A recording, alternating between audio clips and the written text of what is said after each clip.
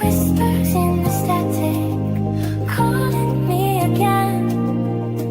No way back, only the wind, fading light in my hands. I still believe it's not the end.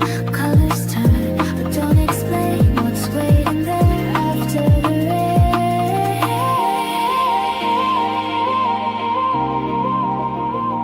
I keep walking. I keep walking.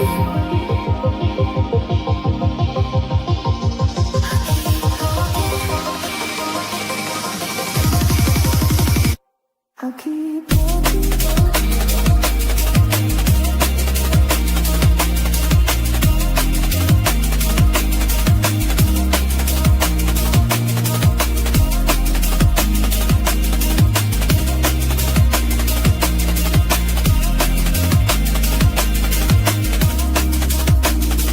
Is it real or just a sound? Just a shadow spinning round. I keep walking. Is it real or just a sound? Just a shadow spinning round. I keep moving.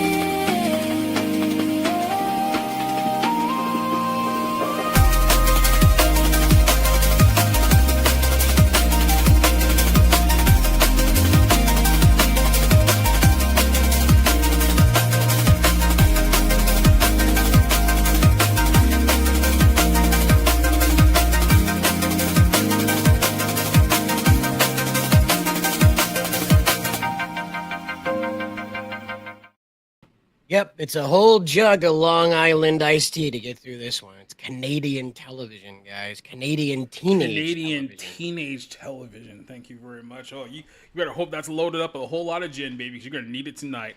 How you guys? Gin's what you put in those? Oh, No, what do you put over there in Maine? vodka. Oh God, you're not close The enough. To the very Long Island, comrade. You're not close enough to the Russians to add vodka, comrade. Technically, I'm closer than you are. I mean, I'm in If we go Georgia, I don't straight know. up, I'm closer than you are.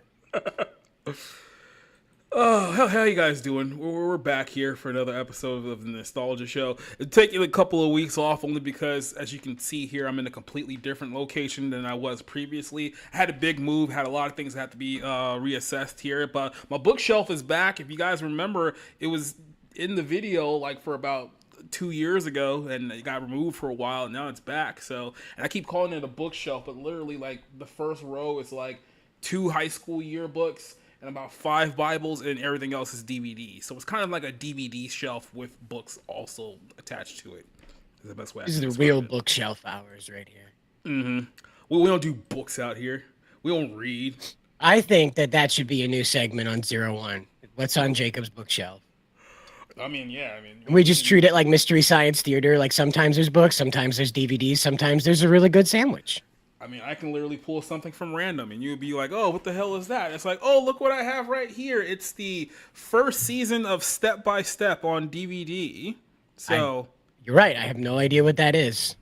who knows? It might even be a future episode for a podcast. Is that like Full House for, rich people or something? Or? No, I would say it was more of like, Full House for kind of like the middle class in the context of 1990. It was actually one of the few family-centered shows that actually had some conservative values to it until, of course, Disney bought ABC in the mid-1990s and ruined the whole thing. But that's a whole bridge we'll cross on another day. Sounds about right. Mm-hmm. Everything Disney touches dies. Just ask literally anyone who's ever been in that. So we do have member of the channel, Black Pill Timon, saying, I don't know what a Degrassi is either. So there's layers to exactly why we did this here. So if you guys remember, supreme of disappointment.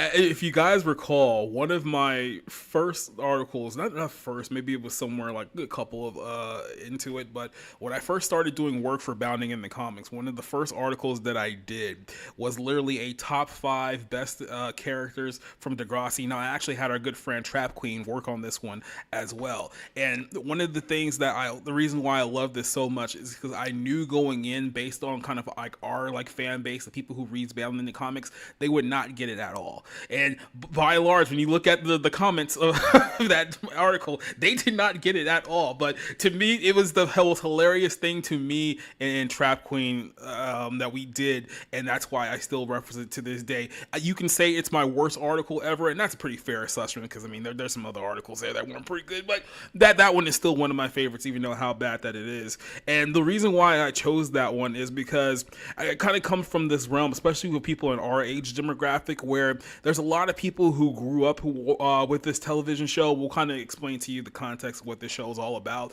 And then everyone kind of hits that point where it's like, okay, what season did you fall off? Because everyone fell off. This is a show that in its initial mainland series stretched out for 14 seasons. Now, I say seasons, not years, because years is actually more than the seasons were. That's how much they outputted here. But this is one where if you were one of those people who watched that at its very beginning, the very season 1, I believe the show started in Canada in 2001 and in the US in 2002. And then it went through a cycle of like generation after generation. Basically, here was the issue. The show was popular for the first few years, but it was also at that time period, it was like, okay, well, this show is called Degrassi, which is about a high school, and all of our lead actors are in their 20s. So we can't really make this show about the school anymore. Everyone loves the actors, so what are we going to do? Are we going to end the show and get rid of our cash cow, which probably should have been the decision that they made? Or are we just going to keep this whole thing going and make it about a whole group of people that no one truly cares about? And they were like, we're going to do that thing. And it went on for 14 more years. Now, this is the best way I can describe this show. In its inception, the idea and the thought process of this show was, hey, look, we have, a very, very small budget. I mean, a micro budget considering 2001 Canadian television. Let's just get a bunch of kids together and make a show that we did back in like 1979. I think is when the original Degrassi series aired. Literally, it was a show from the 80s that nobody watched. And by nobody, I mean Canadian. So technically, nobody watched it. Fast forward 20 years, it was like, okay, let's make this show about a new group of kids, and let's do the typical hack thing of, hey, How is let's this tackle... not a meme? Oh, we'll get to that. You're jumping way far ahead. We're going to get to this episode. Yes, there was a gun at one point. Somebody got shot. We'll get to all this. I'm laying out... Was it Drake? Well, we'll get to it. There's a lot of stuff that happened in Degrassi. Put it to you this way. If Degrassi was a real school, it would have been shut down at a certain point. This is what I'm talking about here. But the idea is that, hey, look, let's do a show about, teenagers and the things that they typically experience, like, in life, especially growing up in, our age. So it's like, yeah, let's tackle issues such as teen sex and pregnancy and bullying and date rape and drug abuse and body image and homosexuality, domestic violence, gang violence, suicide, abortion, mental issues, all the normal things that we all grew up with in high school, right? Didn't we all go through all these things when we were in high school? Come on, Sider. You know that you... How many times have you had spells of abortion and suicide at your school? Never. Never? It's not a thing that happened? Nope. Most of the kids that I went to school with died in car accidents because they were driving around drunk. Oh, well, there you go. So there's one thing that we could have done here on this one. For some reason, they never actually did. I think the best you ever got was like a tranny died from texting and driving and ran into a tree. By the way, that's not a joke. That literally happened. In the show? In the show. In one of the later episodes. I had a 50-50 if that was real life. I was like, well, do I phone a friend? Trust me, I'm going to say a lot of things that you think are jokes. They're not. I understand where Darman got his inspiration. Oh, man. Okay, so let's kind of rewind here for a second and then kind of lay out the groundwork. The show started off innocent enough. So here's kind of my Rolodex with Degrassi, and then we'll talk about it here. is that I watched this show in the outlaw days of digital cable, when back in the early 2000s we had the ability to have 1,000 channels, but we just didn't have enough content to fill 1,000 channels. So it was either a lot of syndication or people were literally just throwing shit out the wall hoping that it stuck. Degrassi was one of those shows. It started off in Canada on CTV, which is, I guess, their big network out there.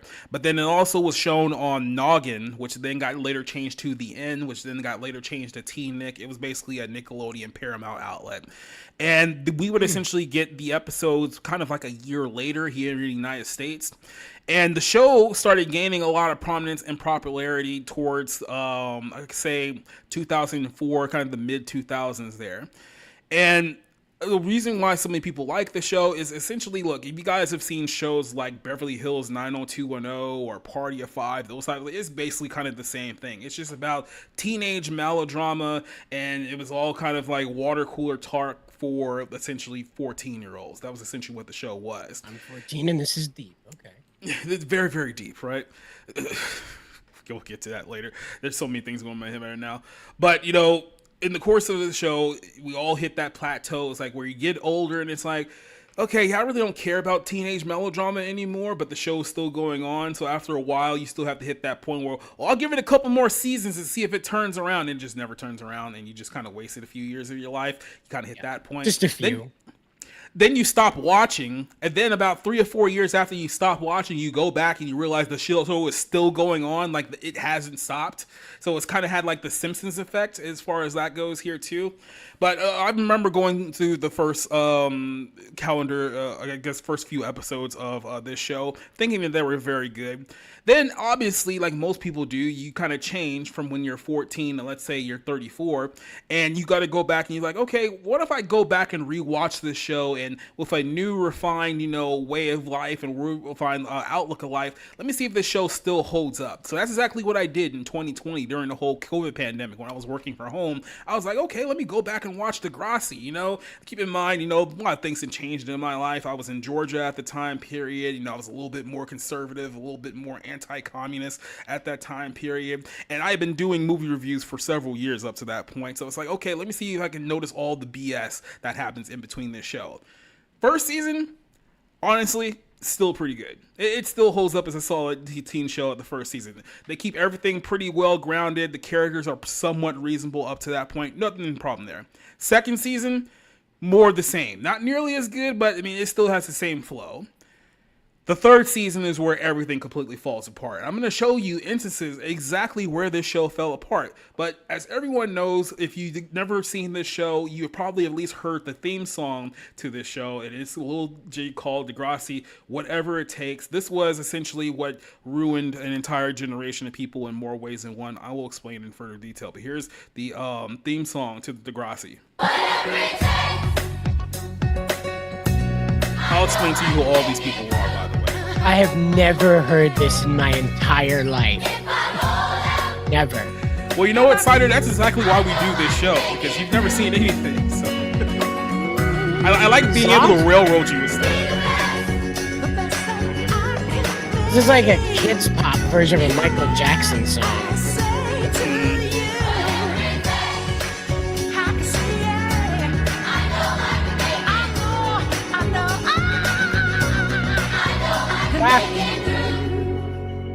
Yeah, so that was Degrassi in a nutshell. So let's rewind here for a second, because there's a few things that I want to highlight here.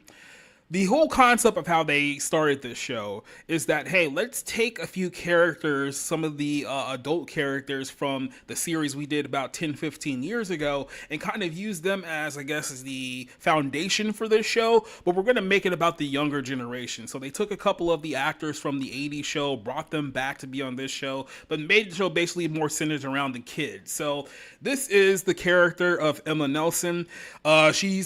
Was supposed to be kind of the main character for this series because she's the daughter of another character that was in the previous series, right? The best way I can describe Emma as a character is that she is your textbook social justice warrior at age 11. So think about all the SJW feminist women you deal with on a daily basis today. This was her when she was about 11 years old. So that's always living things on a good note. we'll come back to her later because there's a lot to unpack with her, especially with some of the creative decisions they made with her. This right here is Aubrey Graham, as some of you guys may know today as Drake. So here's the quick little rundown of Aubrey Graham. He was basically the biracial kid on the show. He was there to occasionally do quote unquote the black storylines and stuff like that. We'll talk about that a little bit more here as well.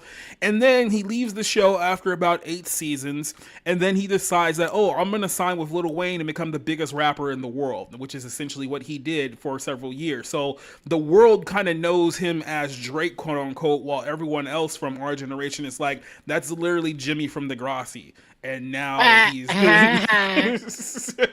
what a name. Like, that's Jimmy. Jimmy, what are you doing? What are you doing that hotline bling thing for, Jimmy? Get down. Jimmy, we're 9th in line. And now he's famously known for being a pedophile, thanks to Kendrick Lamar. So there you go. So all of these things have held up very well, Cider. Full circle, huh? His dating life went full circle. How about that? So these two, that was the girl on the left here was Terry. She was basically known for being the fat chick on the show. She basically contributed nothing else outside of being that. Back when people considered that overweight. Mm-hmm. Yeah, she was the comically overweight girl for 2001. So yeah, body positivity, guys. What about that? What about the big girl from All That?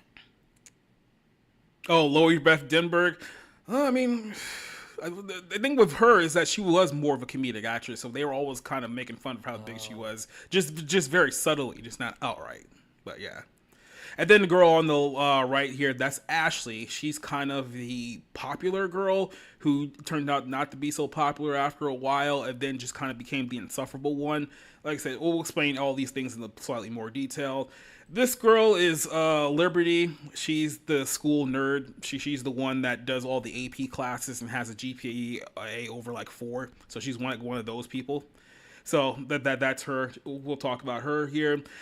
This is the character of Manny, who there's really no softer way to put it. She is the town bicycle. She very much becomes the town bicycle. I think by the time she leaves the show, she has more bodies than her age. And we'll just leave it at that. So there's a couple of interesting storylines around here.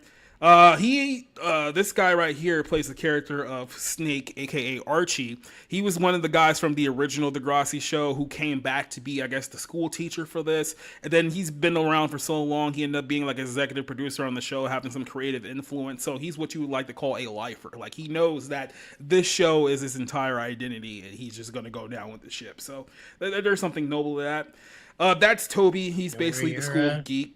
Money comes from, I guess, huh? Yeah, right. That's Toby. That's basically the school geek. That's Spinner. He was initially supposed to be the school bully, quote unquote, but then people started liking him, so they had to change his character a couple of times over. This little kid right here is JT. He gets stabbed at one point. He dies. We'll talk about him later on as well. Oh yeah, did I not mention there was murder involved in this show? Somebody got shot. I didn't know about somebody dying. Someone got shot and someone got stabbed and killed. There were two entirely different it wasn't the same incident. I just wanted to make sure that this happened. It happened on separate nights. So it wasn't like, someone got shot and stabbed simultaneously. Like they spaced it out to kind of, good for so it them. wasn't nearly as bad. Yeah. Them. I'm glad that they spaced it out. You don't want to like have too many back-to-back murders on your teenage children show, This girl here is Paige. She was supposed to be the 2001 version of the hot popular girl. So she was supposed to be the girl that everyone in school wanted to be with because she was super popular and super hot. Keep in mind, this is the context of 2001. So, like I said, as we established here, we're grading on the curve.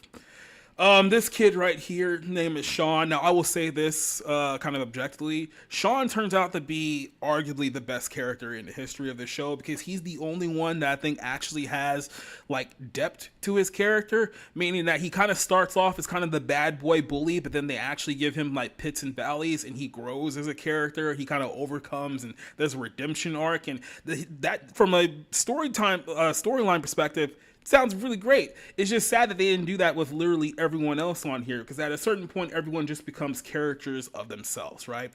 And this is kind of the baseline here for Degrassi: The Next Generation. Now, I'm going to explain to you throughout the course of this show why this show was so popular and how many things happened during this show that are really going to question your boundaries and question why anyone truly liked this show to begin with. But until then, we do have a sponsor. We do. Sorry. I was trying to take in Degrassi. Oh, no, you'll have plenty of time for that. Like I said, once we start talking about the storylines, you'll have plenty of time to have your jaw drop and not come back up. But let's do a little ad word here. You want the best here, it'll cost you. Could turn that up. Pizza won't cost you. You can get a Pizza Hut pizza for just $8.99. Right now, it's the New Yorker pizza. Make it a supreme or specialty for just 99 cents more. Can we eat in here? Only at Pizza. Remember the days of like $10 pizza? Remember that? Yeah, right. Oh, Now you man. can't even get that out of the dumpster. Those were good times, right? Don't you guys remember America when it was kind of good and stuff? Remember inflation? Remember when inflation was? They had a New York pizza sauce at Pizza Hut, which was just pizza sauce with a shit ton of sugar poured into it, and it was very nice. I miss that sauce. Mm-hmm. I remember Get a when like sauce. Papa John's used to be good. Remember when this means that Papa John's has seriously fallen off over like the last. I've had Papa John's like once in my life, so I can't help you.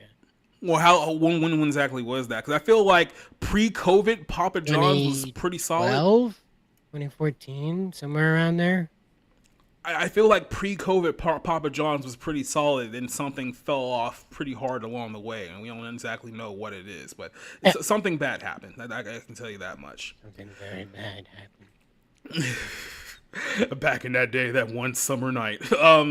So here's kind of the setup of the show. So essentially, you would have an A plot and a B plot, and it depends on how many characters you truly care about at that time period. So here's the introduction of the show. This was the very first episode back in 2001. So the plot point here was that Spike, who's obviously one of the characters from the older show, that her daughter, which is not her, that's Manny, that's kind of her best friend. This was her daughter. Yeah, there we go, Emma. And she was talking to a boy on the internet. Now, Oh, God.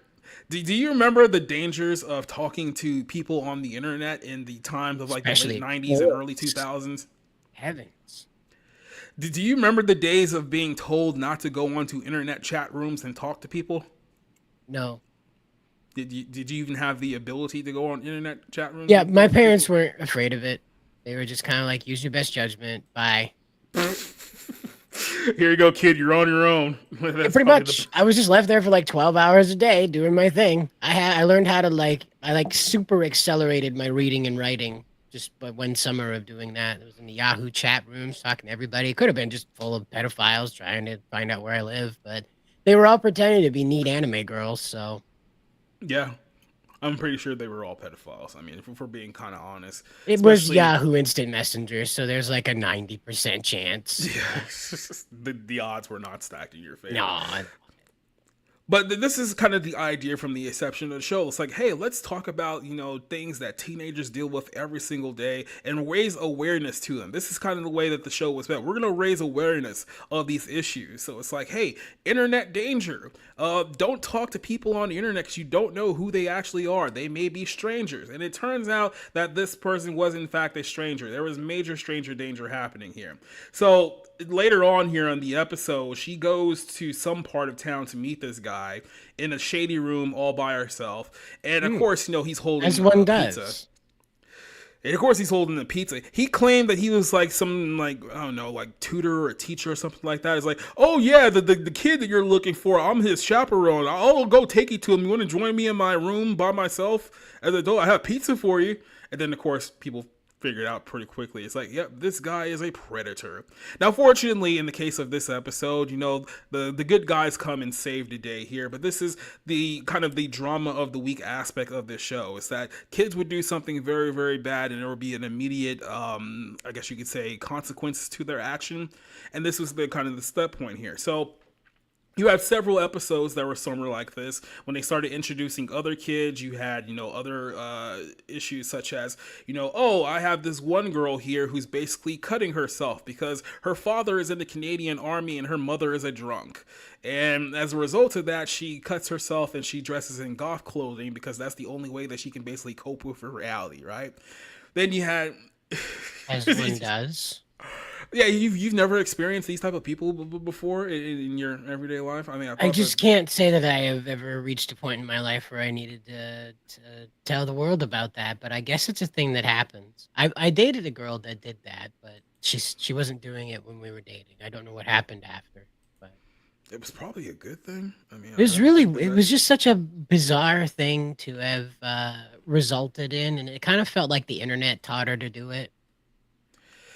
Well, definitely with the influence of, other people, especially, their so-called friends, they can definitely lead to a lot of, bad things happening there. So I could see that. But later on here, you have episodes such as Drake and his young girlfriend. Now, keep in mind, the first season, these were literally 8th graders. And they was like, hey, look, let's do a show about, hey, these two kids who are dealing with pressures of having sex to maintain their relationship in 8th grade. So everyone was like, oh, yeah, let's do that because that would be fun. That would be exciting. I think I have it right here. Let me try hey, that. Bounty with Comics is live. How about that? Yeah, you ever heard of that show? Yeah. I've seen a couple of those guys before. They're all right. Yeah. Okay. I'll take your word for it. They're no geeks and gamers, I can tell you that. That's for sure. That is for sure.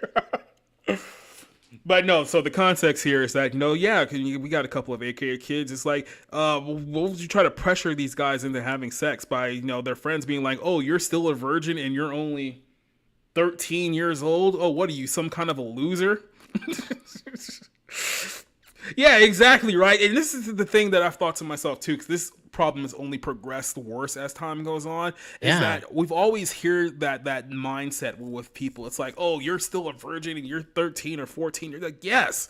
It's like, I'm sorry, when do you expect people to lose their virginity just because you gave yours up in the backseat of a Buick in 1985 when you were 13 years old? It's like, I hate to break this to you, you're not the norm. You're kind of the outlier here, unless we hope that they were the outlier. I don't know how far society has fallen since then. Yeah.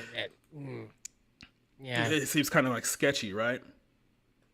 Well, for instance, you just have to remind yourself that there are like stores now, like Forever 21, that sell lowrider jeans and all this other stuff now, and it's very different atmosphere for young people than it was even for us and our parents complaining about how sex drenched our culture was. Mm-hmm. And now we kind of see it now. And now we're the curmudgeons. We're the old people that we used to talk about after all those years. I think we always were.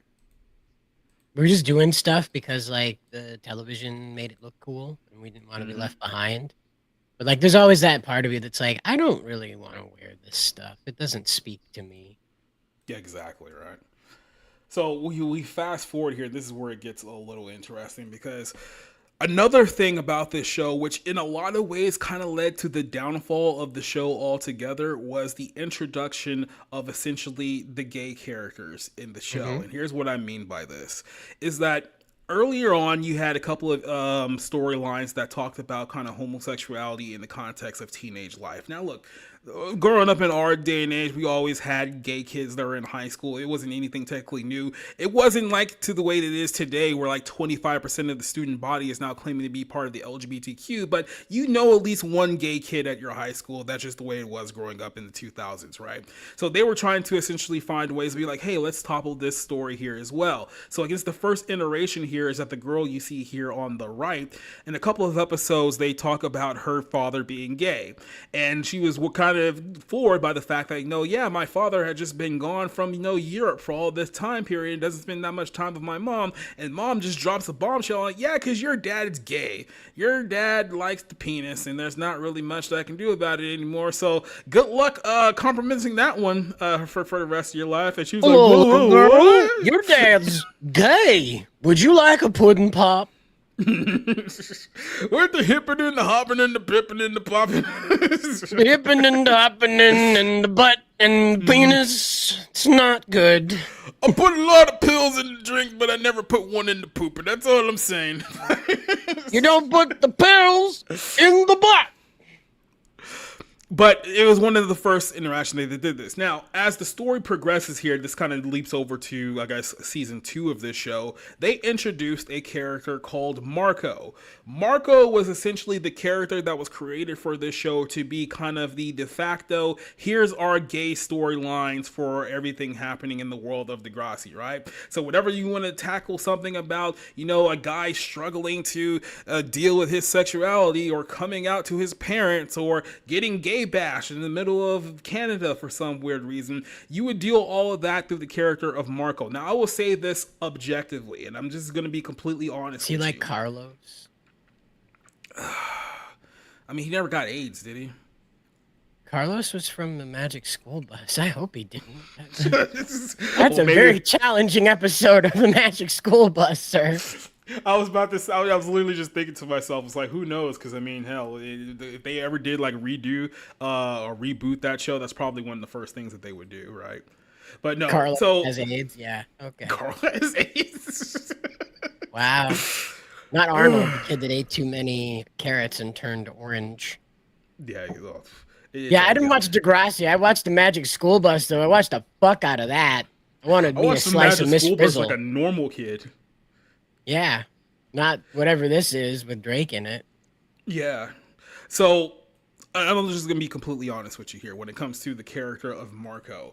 I personally never cared for the character of Marco. Not because, I was some kind of homophobe. Because like I said, by the time I was watching this, I was probably more on the liberal side of things. Thank God I was never, I guess, fully on the liberal side of the spectrum. Because, I mean, who really wants to be that guy, right? But fortunately, with this show, when they were doing, I understood even then as like, okay, they're doing these storylines for, you know, a certain demographic in the fan base. This isn't really mine, so his episodes were kind of just more filler to me. Like, I didn't hate them, but it was like, okay, I didn't really care much to care for them or watch them. I don't really care about any of the relationship drama between him and his boyfriend or him coming out to his parents. That's Marco, by the way, just in case you were wondering. Oh. And stuff like that, right?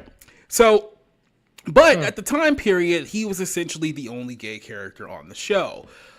I think what happened is that the Marco storyline started to, I guess, play up pretty well to a certain demographic. What I mean by a certain demographic, I'm talking about women and gay men, because that's essentially who we're talking about here.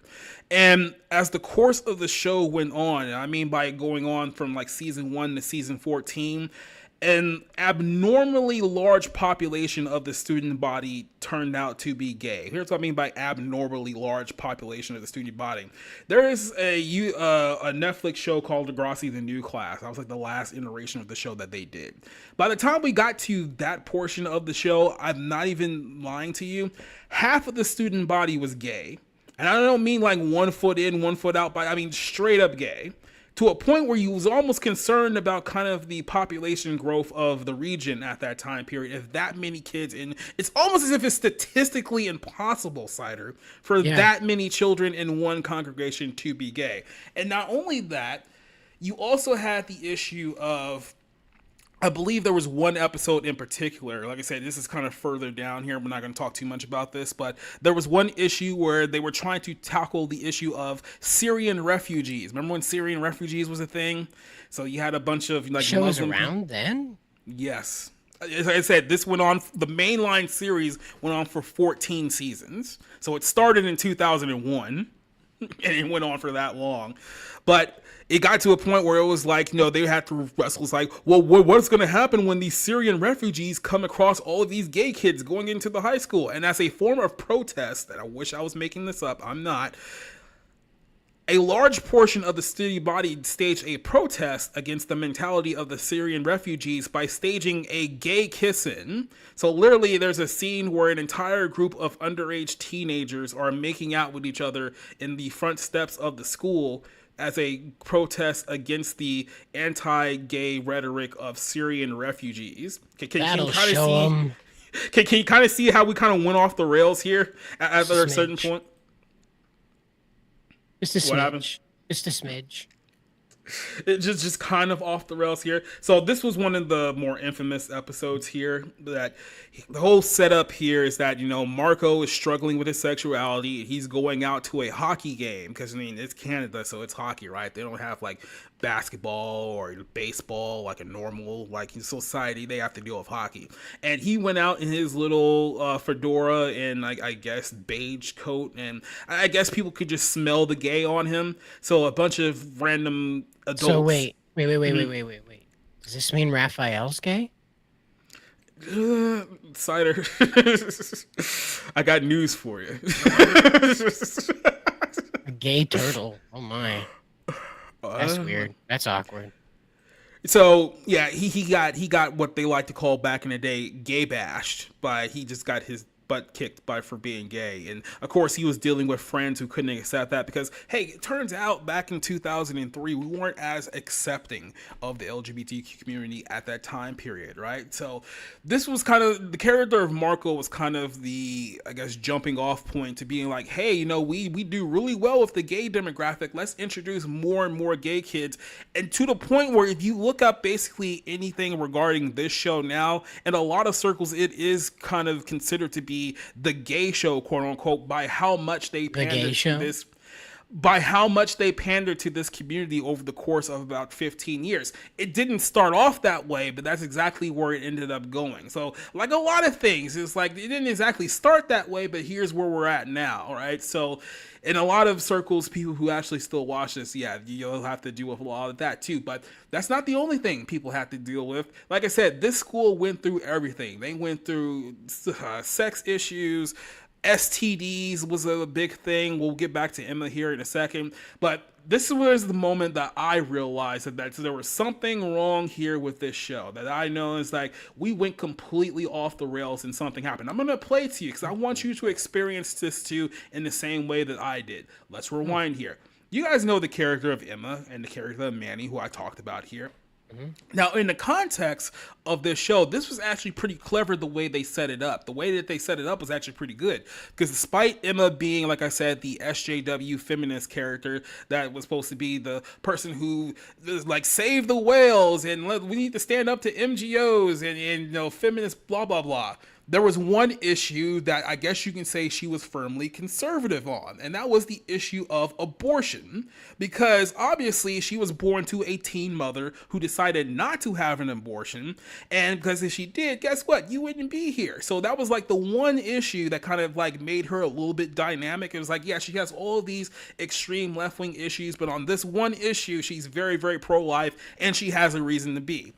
So later on in the show, Manny, like I said, the town bicycle, surprisingly enough, got pregnant at some point in the show. Now, this is amazing when you think about this in context. These two episodes, which I believe were called Accidents Will Happen, Part 1 and Part 2, believe it or not, these shows, or these two episodes, were banned in the United States for about 10 years. And the reason why is because U.S. censors at the time that this came out, which is about 2003, did not like having to cover the topic of abortion or promoting the topic of abortion to teenagers throughout this time frame. So, believe it or not, America was actually anti-abortion enough at this time period that they didn't even allow these episodes to air in the United States in the early 2000s. Things have changed a lot. I don't know if you've noticed this. I think they've certainly changed a lot, but we were kind of at the point where people are like, yeah, no, I don't think we're cool with this whole situation. Now you just have to sit back and you have to ask yourself what exactly happened. So now you have this character who's dealing with this teen pregnancy situation. She's dealing with the fact that, you know, she got knocked up. I think she's only like maybe 15, 16 years old at this time. The guy who knocks her up, now I want you guys to go down this road with me. The guy who knocked her up, now you think that in situations like this, he's going to be stereotypical. Oh, you better go up there and abort that baby because I'm not ruining my life for you. You go out there because I got dreams. I'm going to be the star football player one day. It's like, it didn't go that way at all. When he found out, he was like, great, I'm going to have a kid. Even at 16 years old, he was like, great, I'm going to be a father. I need to change my ways quickly. So he started, you know, very quickly trying to find ways to be like, hey, how am I going to take care of a kid? How am I going to be put in a position to take care of essentially my girlfriend and my child, who are both coming into the world here very, very quickly. So it wasn't like she got any pressure whatsoever from the boyfriend in this situation.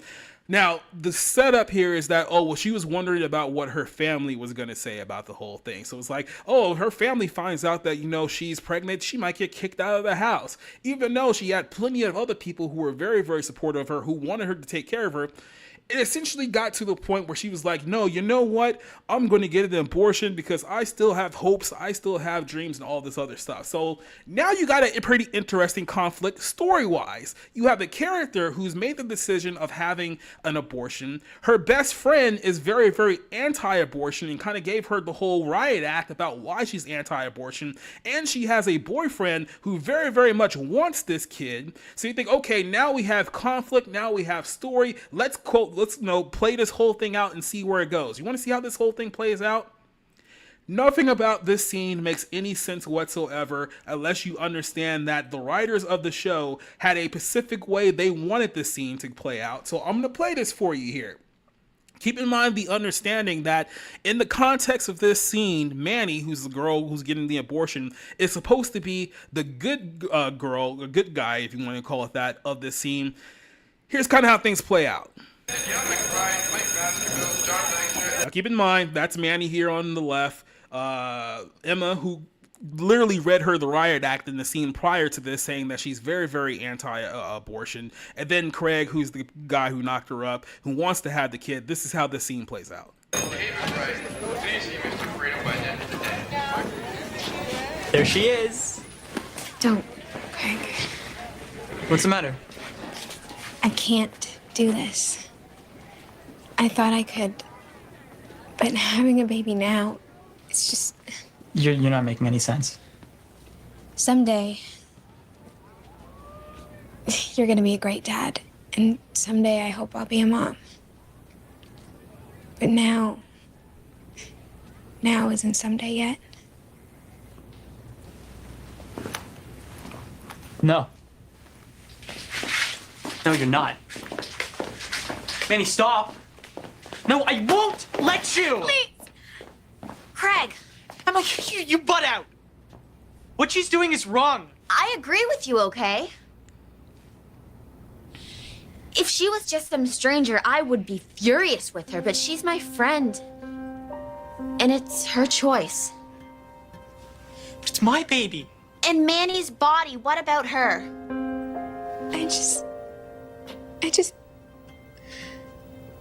I can't.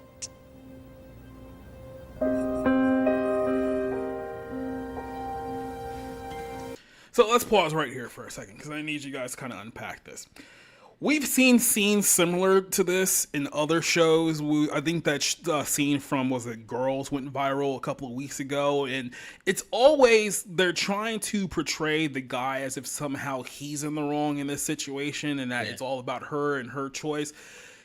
I get that. People have agendas. They do this all the time. In the context of this scene with this character set up and everything that led up to this whole conclusion made absolutely no sense whatsoever, right? Because even in the scene she says, she's like, yeah, I agree with you that, what she's doing is wrong. But she's my friend and it's her choice. I was like, where did this come from? Like, this almost is like a completely different person that's talking right now. And at this moment, I think that this is exactly where the show, we have this term here called jump the shark. I like to think of more of fell off the cliff because at this point, it was pretty much all downhill from here. Because, like I said, you had an interesting conflict with characters that, hey, look, yeah, of course they're friends, but what if this is the exact conflict that causes these two to break off their friendship? And let's see how things move towards after that, right? We could have had a whole new dynamic of relationships and interactions here that would have been far more entertaining story-wise, but they were not worried about the story. They were worried about the message. And the message here is that, hey, little girl, don't be angry and don't be too upset about getting that abortion because, hey, you still have your whole life to live. If I hadn't gotten my abortion when I was 17, I would never have been a cast member of SNL, said that a person that anyone barely remembers was on SNL that one time. Remember that black-haired girl? She was on there a few times. She was there. She was present. Okay, you'll have to take your word for it. I don't SNL. I don't think anyone has SNL in quite some time here, right? But So we do have an announcement before we get going. We have Susanu Ala Richard, who has become a member of the channel. Welcome aboard. He says, Joining has nothing to do with whatever we're on about, as I don't know what that is. It's Degrassi, so don't worry. Yeah. Oh no, it's hilarious. It's absolutely hilarious that Canadian teenage television was like, no, he's the bad guy. He's the bad guy. He's the villain. Well, the acting's terrible, of course. I think Power Rangers has better acting. Literally, like I'm pretty sure Dino Thunder has superior acting to this whole thing. But Joey Jeremiah's hat is a sacred relic. We'll talk a little bit more about the hat here in a second, Oh. but we do have another ad here. So here's some advertisements. You guys remember Circuit City? You guys remember when Circuit City was a thing? Yeah. I think I bought a laptop there. Oh no, I got TiVo there. That's where we got TiVo. We bought TiVo from Circuit City. Circuit City is the place you've probably been to 1,000 times. I can't remember what you actually bought from there. Socks. Okay, good news. That broadband thing we all want.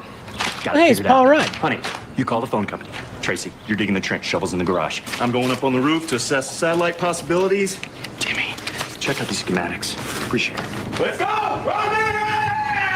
We know how you feel, and that's why Circuit City offers one-stop high-speed internet access. You can find what's available where, compare options, and arrange installation. Circuit City, we're with you. Yeah, we can get broadband at Circuit City. You took Did the you commercial away really fast. Oh, I thought you were on the button there, Cider. No, I was distracted by that lady's huge butt.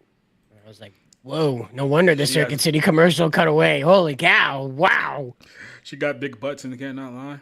Yeah, well, Circuit City is where you find them, apparently. My gosh. So this is kind of where the point of the show kind of drifted from, hey, let's just have conversations about certain topics to, okay, let's just approach an agenda with certain topics. And I think season Very 3 was kind Canadian. of the tipping point, right? Like we should have seen it coming. Like I said, this is Canadians. Like I grew up in Southern California, so we had a heated rivalry / beef with Mexico. And at the time, we hated Mexico so much we actually thought Canada was like better by comparison. I think I'm ready to completely switch on that opinion in 2025. I don't know about you, but Canada kind of sucked.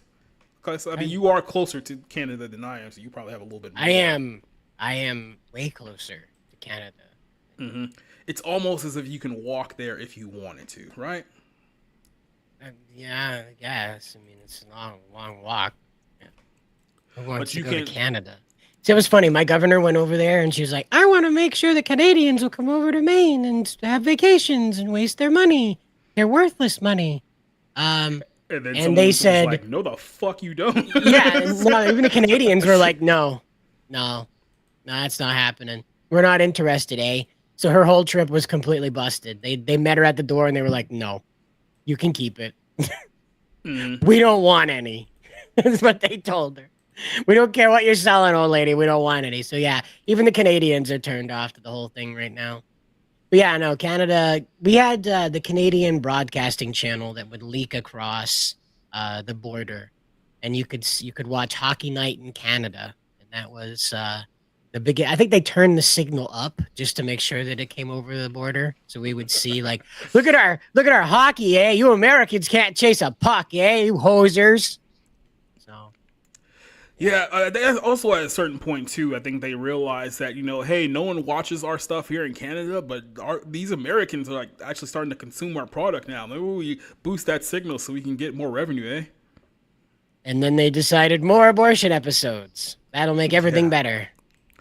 Well, hey, you know what's better than an abortion episode? A school shooting. Oh.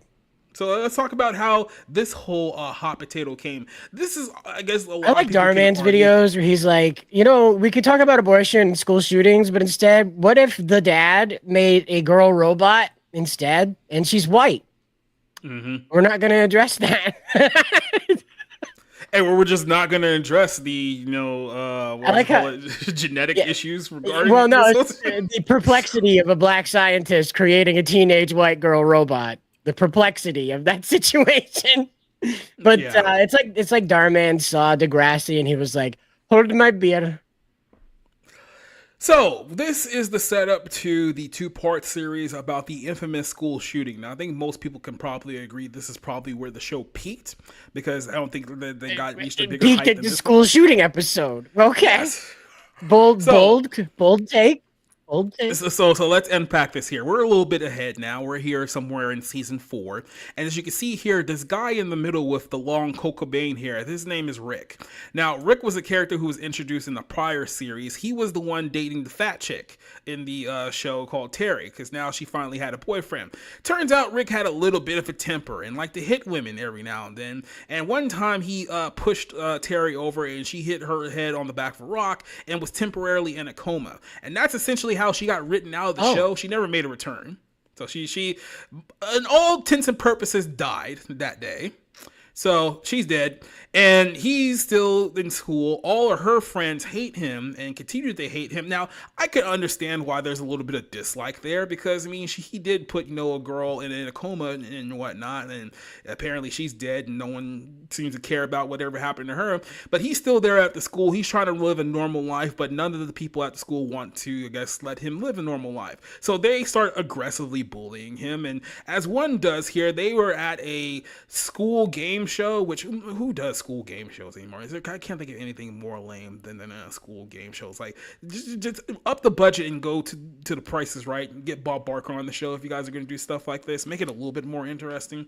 But he was alive. No, he was alive. Like, Bob Barker died in the last couple of years, so he was definitely still alive at this time period. But they had him go on there on the show, and they basically set the poor guy up, because it was like, oh yeah, I'm finally gonna get my redemption arc. I'm gonna show everyone just how smart I am. I'm gonna come in clutch for my team, and then this happens. Who spent 27 years in prison before being elected president of South Africa? Nelson Mandela. In what Robert Gold play does Sir Thomas More face a moral dilemma? A Man for All Seasons. Time! That's it! 50 points! Degrassi wins! Degrassi wins!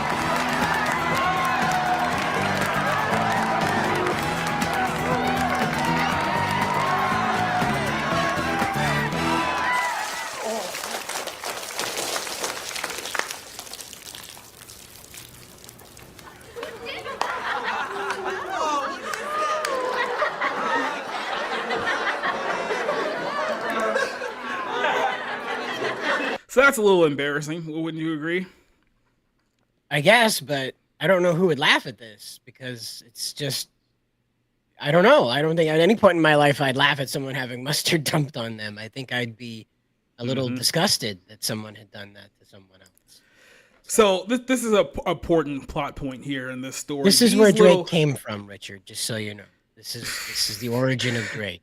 As we explained earlier in the show, this is where Drake originated from. So before he was a world famous rapper, he was a Canadian teen television star. A lot of people don't know that, but so you're asking where he came from. Somehow the CIA made a deal with the Mounties, and then here we are. So, but these three little shits here, the one here, the black hat, the little girl here in the middle, and then this lesbian haircut weirdo over there, they were the ones who set him up. I want to highlight that it was the three of them who did this, because a very weird sense of justice happened here where one of them gets off scot-free, and I wonder which one you think is going to get off completely scot-free for their actions here. Could it be the jerk off here in the backwards cap, lesbian haircut, or the actual lesbian? The actual lesbian. Yeah, you are absolutely correct. It was almost as if I kind of led you on there. But yeah, we'll get to this part of the story here later. So obviously Rick is very, very angry. He had his one moment of redemption, and then all of a sudden it was stripped away from him by a bunch of bags of douches. I guess this is the best way to describe it here. So at this point, he says to himself, okay, well, fine. If this is how you guys are going to treat me here, I'm going to come back with a Glock and then start putting boots to asses. And this led us to part 2 of this episode, which is literally Rick goes home, gets a gun, and he's going to start shooting somebody. And there's a lot of targets here because there's a lot of people who he had beef with, right? So here's where kind of the things... Really? Yeah. Or is he just mad at people for laughing at him? No, it was at that point, he was kind of like he just had enough of everything. Because you gotta keep in mind, they had been bullying him for a full calendar year up to this point. And this was kind of like the breaking point of the whole situation. So Jimmy was the only person who felt bad for the situation, even though he contributed to a lot of bullying. But he felt like at that part, it had gone a little too far, right? So So here you have Rick, who's walking around the school, and he's like, you know who I'm going to shoot? I'm going to shoot the popular hot girl, Paige, here, and I got a gun in my hand. But she does something that probably saved her life. She said, you know what happened to you wasn't cool. I didn't laugh. I didn't think that was funny. So he's kind of like, well, shit, I can't really shoot her now that she apologized to me, because that would be kind of a dick move on my part. So I'm going to go in the bathroom and kind of... Hold on. Wait. Go ahead. So the day that he wins the trivia contest, he also brought a gun to school that very same day. He was like, well, there's a 50-50 shot that I ace this or murder everybody there. For the record, he got tarred and feathered. He went home, didn't take a shower, went home, grabbed his gun, came back to the school same day, and as you can see, he's still completely tarred when you could and just feathered. do that. Yeah, right? Because no principal or school official would stop and talk to you and like kind of have hey buddy, you left the school. Thanks for checking in, checking out, you know.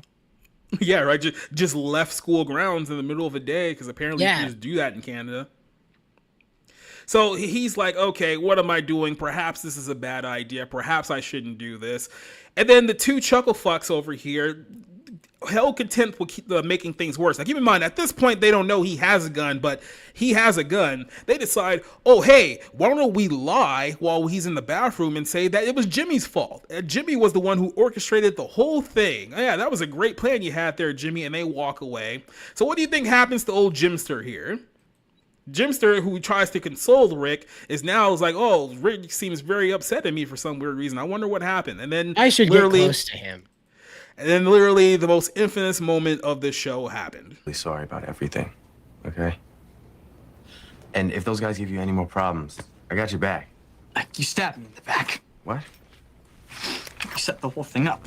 Rick, come on, I defended you. Is that real? The whole time you pretended to be my friend. I mean, to be fair, people don't bring fake guns to school. Especially one that looks like one of the Agent 47 silver ballers, right? I'm just impressed that he can handle that thing. Mm-hmm. Aren't guns supposed to be illegal over there? Where'd he get one? Yeah, right. Was your dad in the Canadian military too? You made me do this.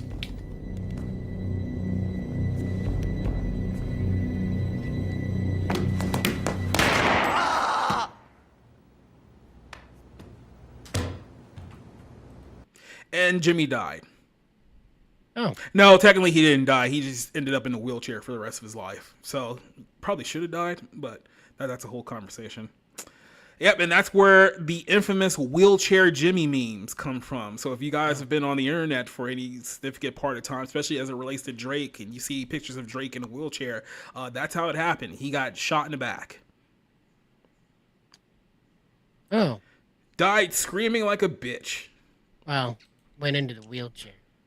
Yeah, right. And then this is the end of Rick, by the way, because then he was like, oh, I'm going to kill this other girl too. And then that doesn't turn out very well for him either. But that was something else. Just put the gun down, okay? Anything else is just going to make your life worse. Can't get any worse.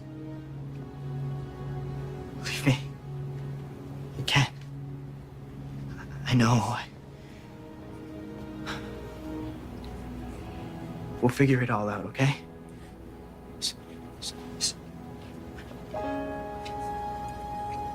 Figure this all out. It's too late. No. You already shot someone. That's in the ear.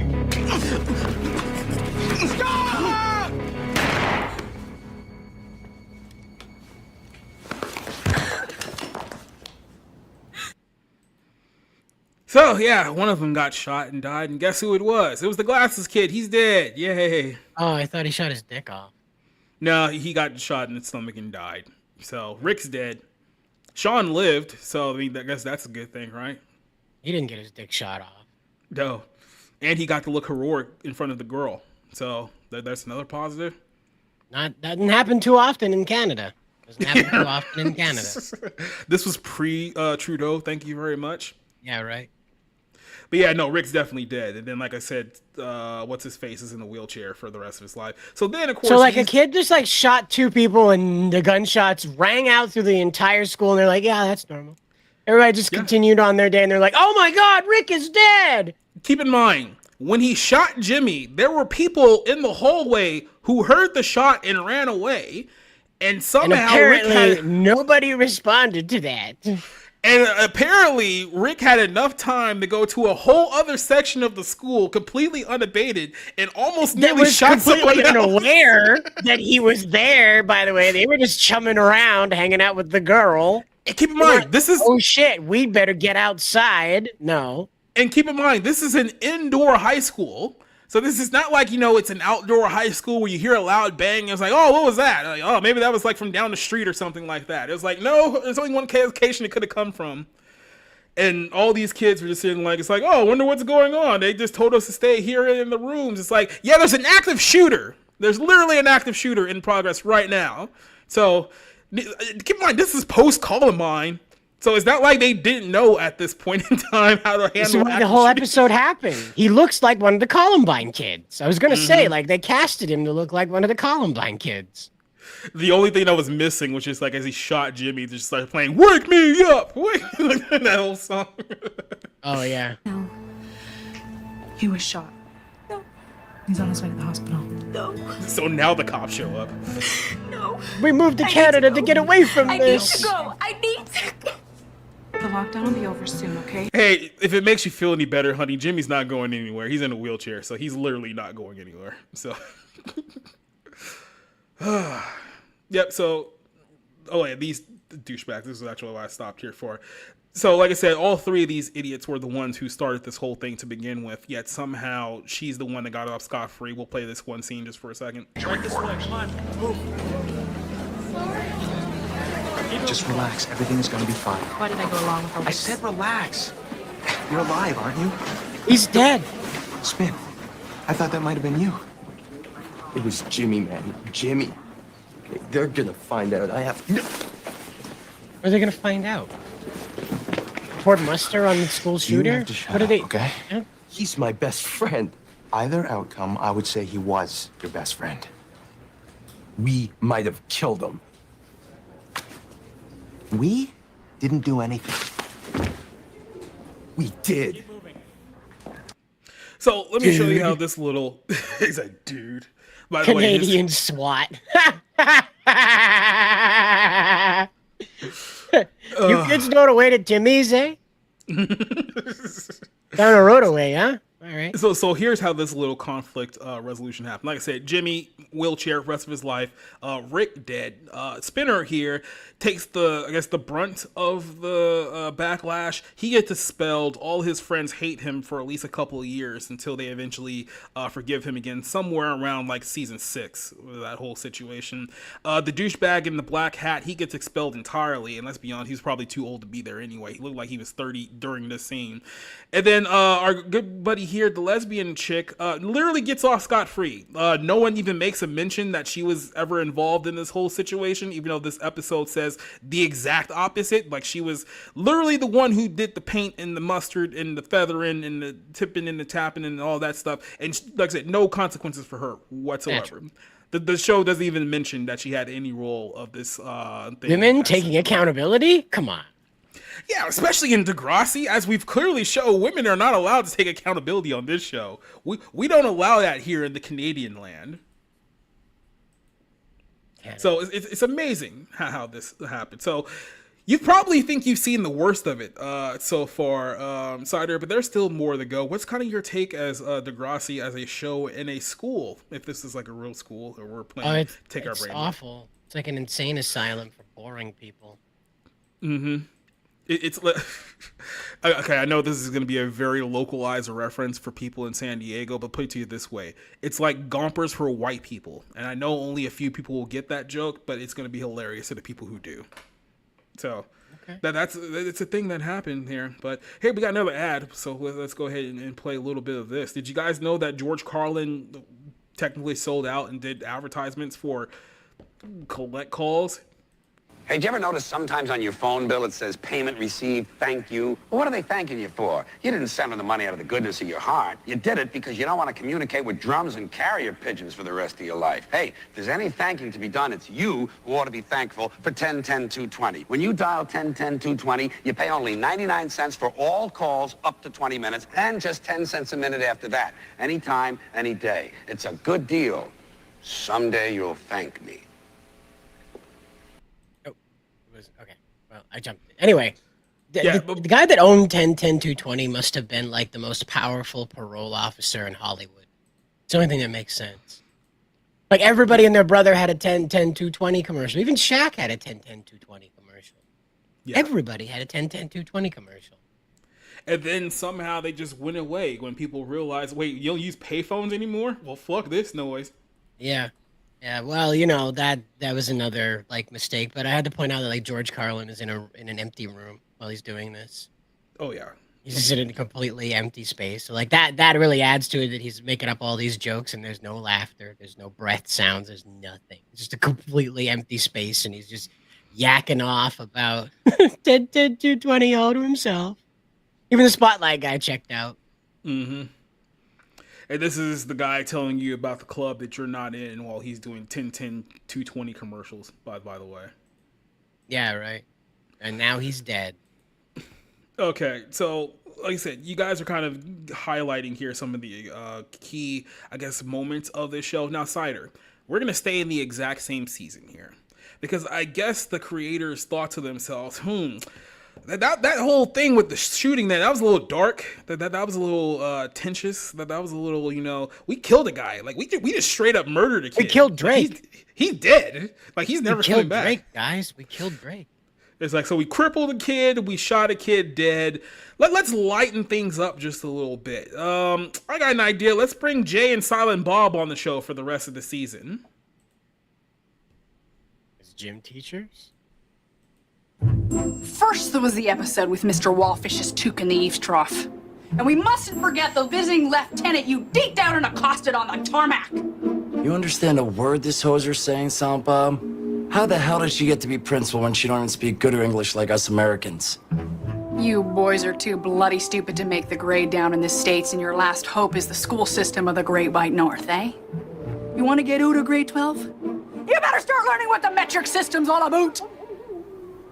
I've got 3 words for you. Go Canadian. To... Sir! There'll be no more cuss words out of you, you potty mouth mall rat. You're gonna learn the dual languages of my home and native land, and you're gonna savor my poutine! Because you're in Canada now, eh? And that'd be a cut. Yeah, so Jay and Silent Bob, aka Kevin Smith and Jason Mewes, are canon characters in the Degrassi universe. So they hung around for a handful of episodes here toward the later episodes of the season. So I guess they figured that the best way to lift up school spirits after, you know, a kid got shot and murdered and died on, you know, school property is like, hey, let's bring Hollywood into our school, let them shoot a movie. So that way people, you know, don't talk about the shooting as much. Yeah, that way we'll be known for the school that, you know, had the Hollywood movie here rather than the school that had a kid die. Like his blood was literally right there where they're shooting the scene. Kevin, watch your step. Drake bled there. Mm-hmm. No, I'm talking about Rick. I'm talking about the one who actually died. Oh, yeah. Got his dick shot off and died. He got carried out of here in a black plastic bag, and no one seems to care anymore. So, yeah, he was. This whole thing was Canada. just, they're not allowed to care. Yeah, right. So, I guess Jay and Silent Bob were still kind of popular. I know they had a movie that came out like a couple years before this, but for whatever reason, they decided to like, yeah, let's just bring Kevin Smith onto the show and be a recurring character here. So literally the rest of this season was just like, yeah, I'm going to fill a movie at your school, eh? And then Silent Bob's going to be here, which is kind of weird because, you know, in the context of obviously the Jay and Silent Bob, like, you know, I guess aura here, we're talking about 2 stoners who are basically known for swearing and doing a bunch of drugs. Like somebody in Canada thought, oh, this would be great for our target demographic. Neat. Yeah. So these were actual decisions that were made by people who got paid money. By the way, this is before these Canadian money, though. Let's try to remember it's Canadian money. I like our guy Richard is kind of like, what the hell? Oh, sorry, that was Black Pill Timon over there. What the hell is even happening here on this episode? Yeah. Like none of this makes any sense. Kevin Smith right now, he's standing here, he's like, I'm gonna kill He-Man someday. Someday I'm gonna single-handedly ruin He-Man, and then he made a decision right here on Degrassi. He's like, this is my revenge. I will kill He-Man for this. Yeah, so this was... I honestly don't know what to tell you about the Kevin Smith arc of this show. I don't know anyone who thinks of this like fondly. I mean, this is, like I said, if we were talking about jumping the shark, I think this is literally the point in time where this show jumped the shark here, because it's like you can't recover from bringing these two on your show and then going back to talking about sensitive teenage issues, because at that point it's over. Like at that point it's just completely done, right? Well, and you're in over your head with the show anyway, because Kevin, you're like 40. What are you doing? Like right now in the show, you're like, why 40. are you trying to be cool with teenagers? Like, right, this has like very wrong situation all around it, like everything. Like, so Jay and Silent Bob are very adult characters, and regardless if teenagers found them interesting or not, they belong to a R-rated movie, to my knowledge, right? That's Clerks, yeah. Very R-rated series. And so, in no way is this something like, hey, you know, what'll really bring the kids up to speed and make all the parents happy? You know, instead of bringing like sports hero, the guy from hockey that did stuff, Gretzky, yeah.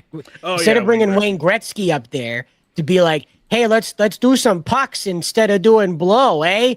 You know, instead of doing that, right? Instead of doing that, they brought that yuckum up from a very adult series where he opens the show trying to draw a parallel between French fries with gravy and cheese on them to eating pussy. Yeah. It's a very, very strange This thing. This is a great hook for our 15-year-old demographic. Yeah, right. You know, Canada, guys. Canada. Yeah, because we're edgy, eh? But we're gonna take a little pause here before we talk about the lesbianism of this show and go into another ad here. We're making a lot of money here on this show. Just throwing it out here, a lot of money. Yeah, right. All these ancient ads. Now there's a new, even colder Dentine Ice Gum. Arctic chill, cool breath, fresh breath like never before. Arctic chill. Wow, these actors are better than the people on Degrassi. Do you remember when we had attractive women in advertisements? Did you remember that? Remember when that was a thing? Long ago, there used to be women who appeared to be like living Barbie dolls advertising breath-freshening gum. Yeah. I think the term period is that we used to be a proper country. I think that's what we used to I don't know about that part. I wouldn't consider gum sales part of a culture. But I'm sorry, you know. Have you not seen Five chewing gum? Is that what it's called? Five chewing gum? It's just Five gum. Five gum commercials? I remember them. I haven't seen any recent ones, but I remember the ones in the early 2000s, and those were amazing. That was like the height of Americana, sir. That was art. You're right. That was art. You got me. Breath freshening gum art. That's what it was. That could be up there next to the duct taped banana. Everyone thinks that 9/11 was the downfall of America. No, it was the end of Five Gum commercials. It was when they stopped making Five Gum commercials. You could probably trace the housing market bubble popping right to that day. Yeah, so here's the next segment of the show, and I kind of alluded to it earlier here, but at a certain point, I think maybe they realized after the whole Jay and Silent Bob arc that, you know, hey, maybe we should just make this show a lot more gay friendly. So Alex, who was a character who was brought in season 3, who was originally not a lesbian, then got turned lesbian for the sake of this entire arc here. They were like, okay, here's going to be our magnus opus of the LGBTQ community. We're going to do a 2-episode series about 2 girls who were totally not lesbians at the start of this show, becoming temporary lesbians, because I guess they both went to like banging dudes again sometime this time, but we're gonna make them the highlight here, and we're gonna win those GLAAD awards. Damn it, we're gonna win the GLAAD awards, and we're gonna be. They had those back then. Yeah, they did. I mean, I don't know if it was like particularly this year, but I know that this show was a big winner of the GLAAD Awards, just to put it to you that way. So, I mean, look, in the context of, you know, do you care more about, you know, Marco and his gay escapades versus one attractive woman and one woman? I mean, that totally depends on your teenage hormones in motion at that time period. But this is the two-parters called The Lexicon of Love, which pretty much cemented Degrassi's, I guess, demographic shift towards, hey, look, we're going to be a show that highlights, and I mean highlights, the LGBTQ movement moving forward in our series. You spent it all. I mean, I spent it all. What? I'm being a stupid Chad. I'm taking you home now. By the way, of course, the girl's white trash. I'm just throwing it out. There's a quick little sidebar. So if you're a white trash Canadian, half Italian, lesbian woman, I guess that's the demographic that you're playing up to. Does that sound right? Does that sound like convoluted? Yeah. Sopranos, basically, right? if you're a gay metal soprano, this is like right up your alley. Yeah. So, Five Gum, just real quick with Timon. Five Gum was just your average, regular old, you know, mint flavored gum, and then they had other flavors with it. Their advertisements were what made them specials, because they'd show like a guy falling into a giant speaker and like giant blue spheres jumping around him because of the sound and stuff, and then it'll say Five Gum, and that was it. That was the end of the commercial. That was it.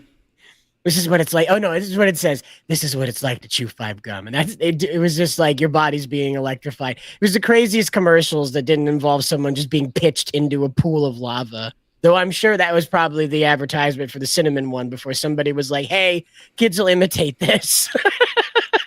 Kids will throw themselves in the hot coals trying to imitate this because they think that it's cool. Let's not do this. I'm the five gum guy. Yeah. I think that was the sound of them screaming as their body pitched out molten. Both. That was excitement and agony at the same time. I'm boarding. I'm boarding. This is what it's like to chew five gum. It's like that scene from Terminator where Sarah's holding on to the fence and the bomb goes off. And it's just the cinnamon five gum. This is what it's like to chew five gum cinnamon. Guys, look, we'll get to the lesbianism here in a second. I just need to sidebar this for a second. I love the parodies of like Five Gun. It's like, this is your body on Five Gun, and it's just like car crashes, or it's just, this is what it's like. Just videos where like people actually getting hurt. I tell you what, you guys stick around to the end of the Degrassi episode. We'll find some Five Gum memes and we'll have fun. Okay. We'll have fun. Oh my god, yeah, we'll treat you guys for suffering along with us for as long as this show goes. But yeah, back to white trash trailer park lesbian scene. Call me stupid. Where are you going? That's it, I'm out of here. Now, where are you going? Will you stop it?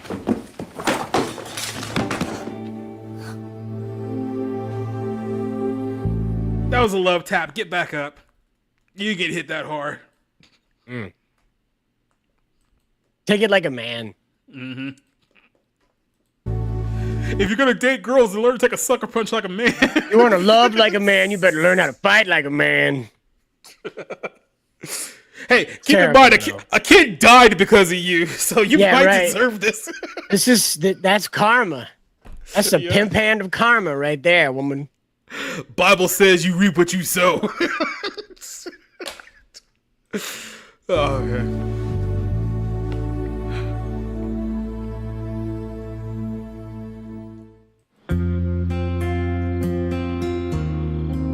You could have changed that blonde girl into Greta Thunberg, and I don't think anybody would have noticed. It's like Greta Thunberg without the Being here in your autism. room, this helps. Oh. It's quiet. They make Screaming those? or smashing. Yeah, I believe they create women. Should have to deal Wait a with minute. drama of the shoved over the end table variety. Have you been drinking, ma'am? You look very inebriated right now, madam. You look very drunk. I get in the context of the scene, you're trying to argue no one deserves to live. You did kill a guy. Like, I just want you to remember here that a guy's dead because of you, and you didn't suffer any consequences to it whatsoever. So I don't want to hear about how tough your life is When there's someone who's literally in the dirt because of you. Especially you. Paige, I'm in trouble. Cider, is this the reason why women don't have accountability in 2025? It shows like this. The reason, did we cause this? Is this our fault? You know, I blame Canada. Yeah. It all goes back to Canada. There's a song out there that says we should blame Canada. I'm Exactly. starting to think that that's maybe a little bit of truth there. This isn't related to any table collisions that happened tonight. It's a different kind of trouble.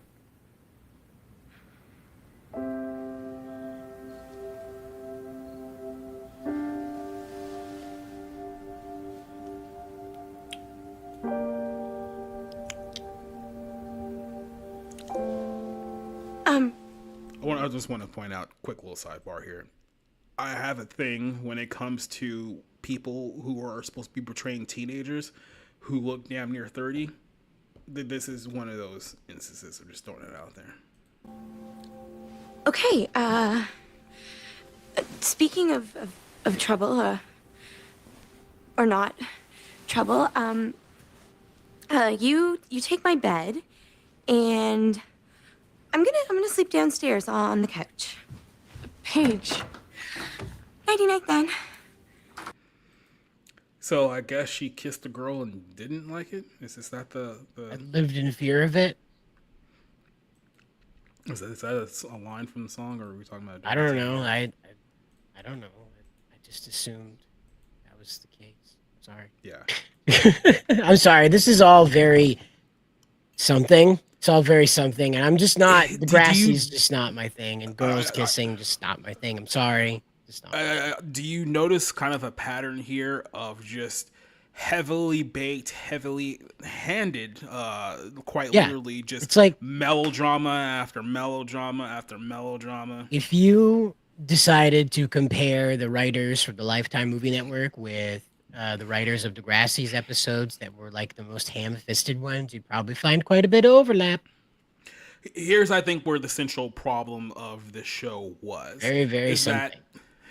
And there's a lot of things, but their idea and this exception is that, okay, we're going to use this show to essentially highlight issues that some teens somewhere in America or Canada are dealing with at this very moment, right? So like I said, we're going to deal with sex and pregnancy and date rape and bullying and drug abuse and homosexuality, gang violence, stabbing, abortion, suicide, all this stuff.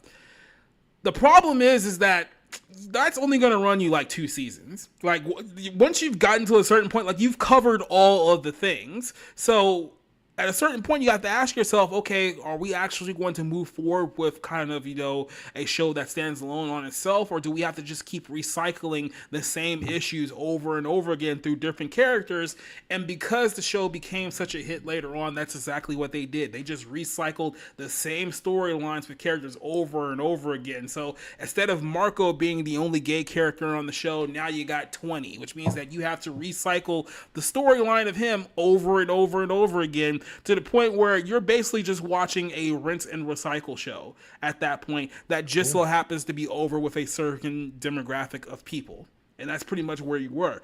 This show, in the way that it was structured, simply did not have a strong shelf life story-wise.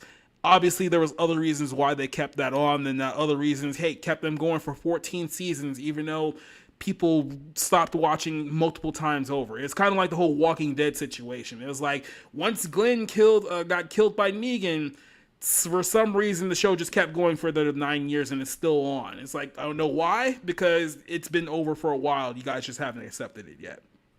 But even going back to watch a lot of these in kind of a more mature context, you just kind of realize here, it's like, yeah, you feel like this show was basically hitting every single progressive check mark that we're doing today. The only difference is that back then you didn't really notice it as much as today. It's just so hammered into your face now. You see it just like that. But you go back and you watch certain shows, especially like this one, you see it all playing out there too. And you kind of think to yourself, oh yeah, this is why everyone in our age demographic has this kind of mentality, because this was the type of entertainment that was fed to them at a young age. And I don't think that was for the good thing. I don't think that was a positive in the long run.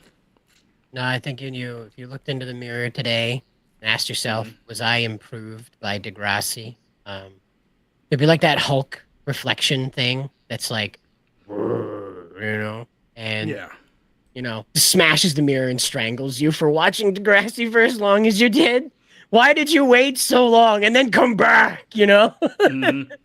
But before we get too much further, we do have a super duper chat, and I don't have anything for like the showing the stuff off. So we're very, very happy to have that. And I will work on having a sound for this, because I don't think we do here. No, we don't. So sorry about this, but for 20 American dollars minus the one for the iPhone use, I believe that's how that works. That's how we end up with $19.99. Now that the penny has been outlawed, by the way, it is from Hibozo. And this says, it's Hibozo here. Please take beer money. We are so thankful for your help. There we go. We forgot that part, but thank you very much. Appreciate it. And thank you very much for donating that to the channel. Very much appreciated. And as always, we seek to help around here. Glad we could entertain you, and glad we can make the day brighter. So you guys have suffered a lot so far. We're going to cleanse the palate just a little bit here before we kind of circle back towards the ending of this whole situation. Like I said, when it comes to the whole episode of this show, we're not going to go through all 14 seasons. I'm pretty sure there's some weirdo out there who's like, talk about Anya, talk about this. We'll streamline all that other stuff here. Well, let's go into how it feels if chew 5 gun. Let's do that here.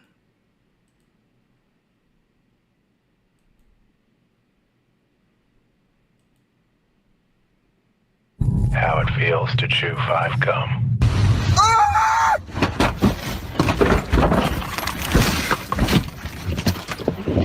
Stimulate your senses. Yep.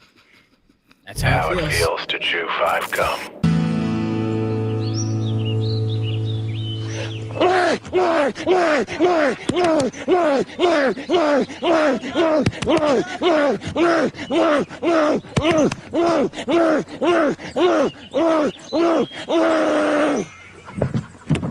gum. Yep. Stimulate your senses. Is this 5 gum or cocaine? Well, Coca-Cola had cocaine in it for a while, so why not 5 gum? I guess, right? How it feels to chew 5 gum. Oh. Yeah, it is kind of like that. Yeah. That wintergreen one really did feel like that. How it feels to chew 5 gum. Stimulate your senses. Yep. That was the cinnamon one for sure. Oh, I'm pretty sure that guy's dead. Yeah, that's what happens when you have 2 5 gums at once. I'm pretty sure him and Rick are both in hell right now, enjoying their time together. So, like, I choked on the watermelon one when I first had it because it was so powerful. It made me cough. The watermelon one is the one that did it? Yeah, the watermelon one's the one that knocked the wind out of me. Yeah, not the strawberry one. That one was wild. But the watermelon one, it knocked the wind out of my lungs. I started coughing. I just spit the gum out and choke on it. Yeah, that's the thing about 5 gum is that it was like the Adidas. No, that's a shoe company. The Andes. No, that's the chocolate. What's the mints that grandmas have in the tin can?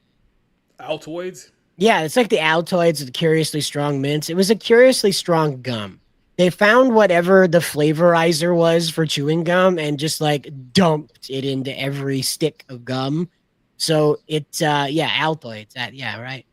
And that's so it was kind of like having like the power of an Altoid in a chewing gum form. So like all that power of like the wintergreen or spearmint, whatever one you got there in wintergreen, I think that's air freshener.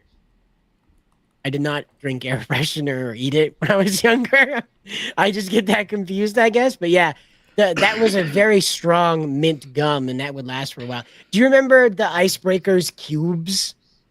They had like a little weird I remember cup those. holder one, and they were squares, like how you would like when the gum got too gross and you couldn't eat it anymore, you'd pull it out and make it into a square before flinging it out the window in the car. That was me. Recycle, baby. Return it to the earth where it came from. Or back to hell where it belongs. Yeah, right. Oh, there's more. To chew 5 gum. New 5 gum. Stimulate your senses. I think that's how everybody How it reacts feels to the chew green 5 apple. gum. New 5 Yeah. gum. Stimulate your senses. Yep. How it feels to chew 5 gum. It has all sorts of good. It has fish in it, and it.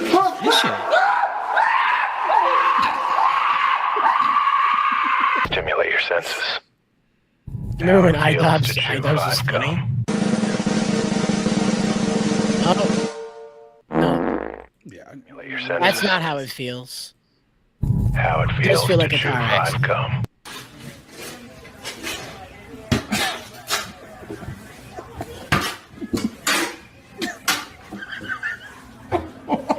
You get it someday, buddy. That was fun. That was Yeah. kind of a interesting game. So I got one more video for you. Then we might play a little bit of a game before we head on out here. Game. But Oh no, is it like Saw?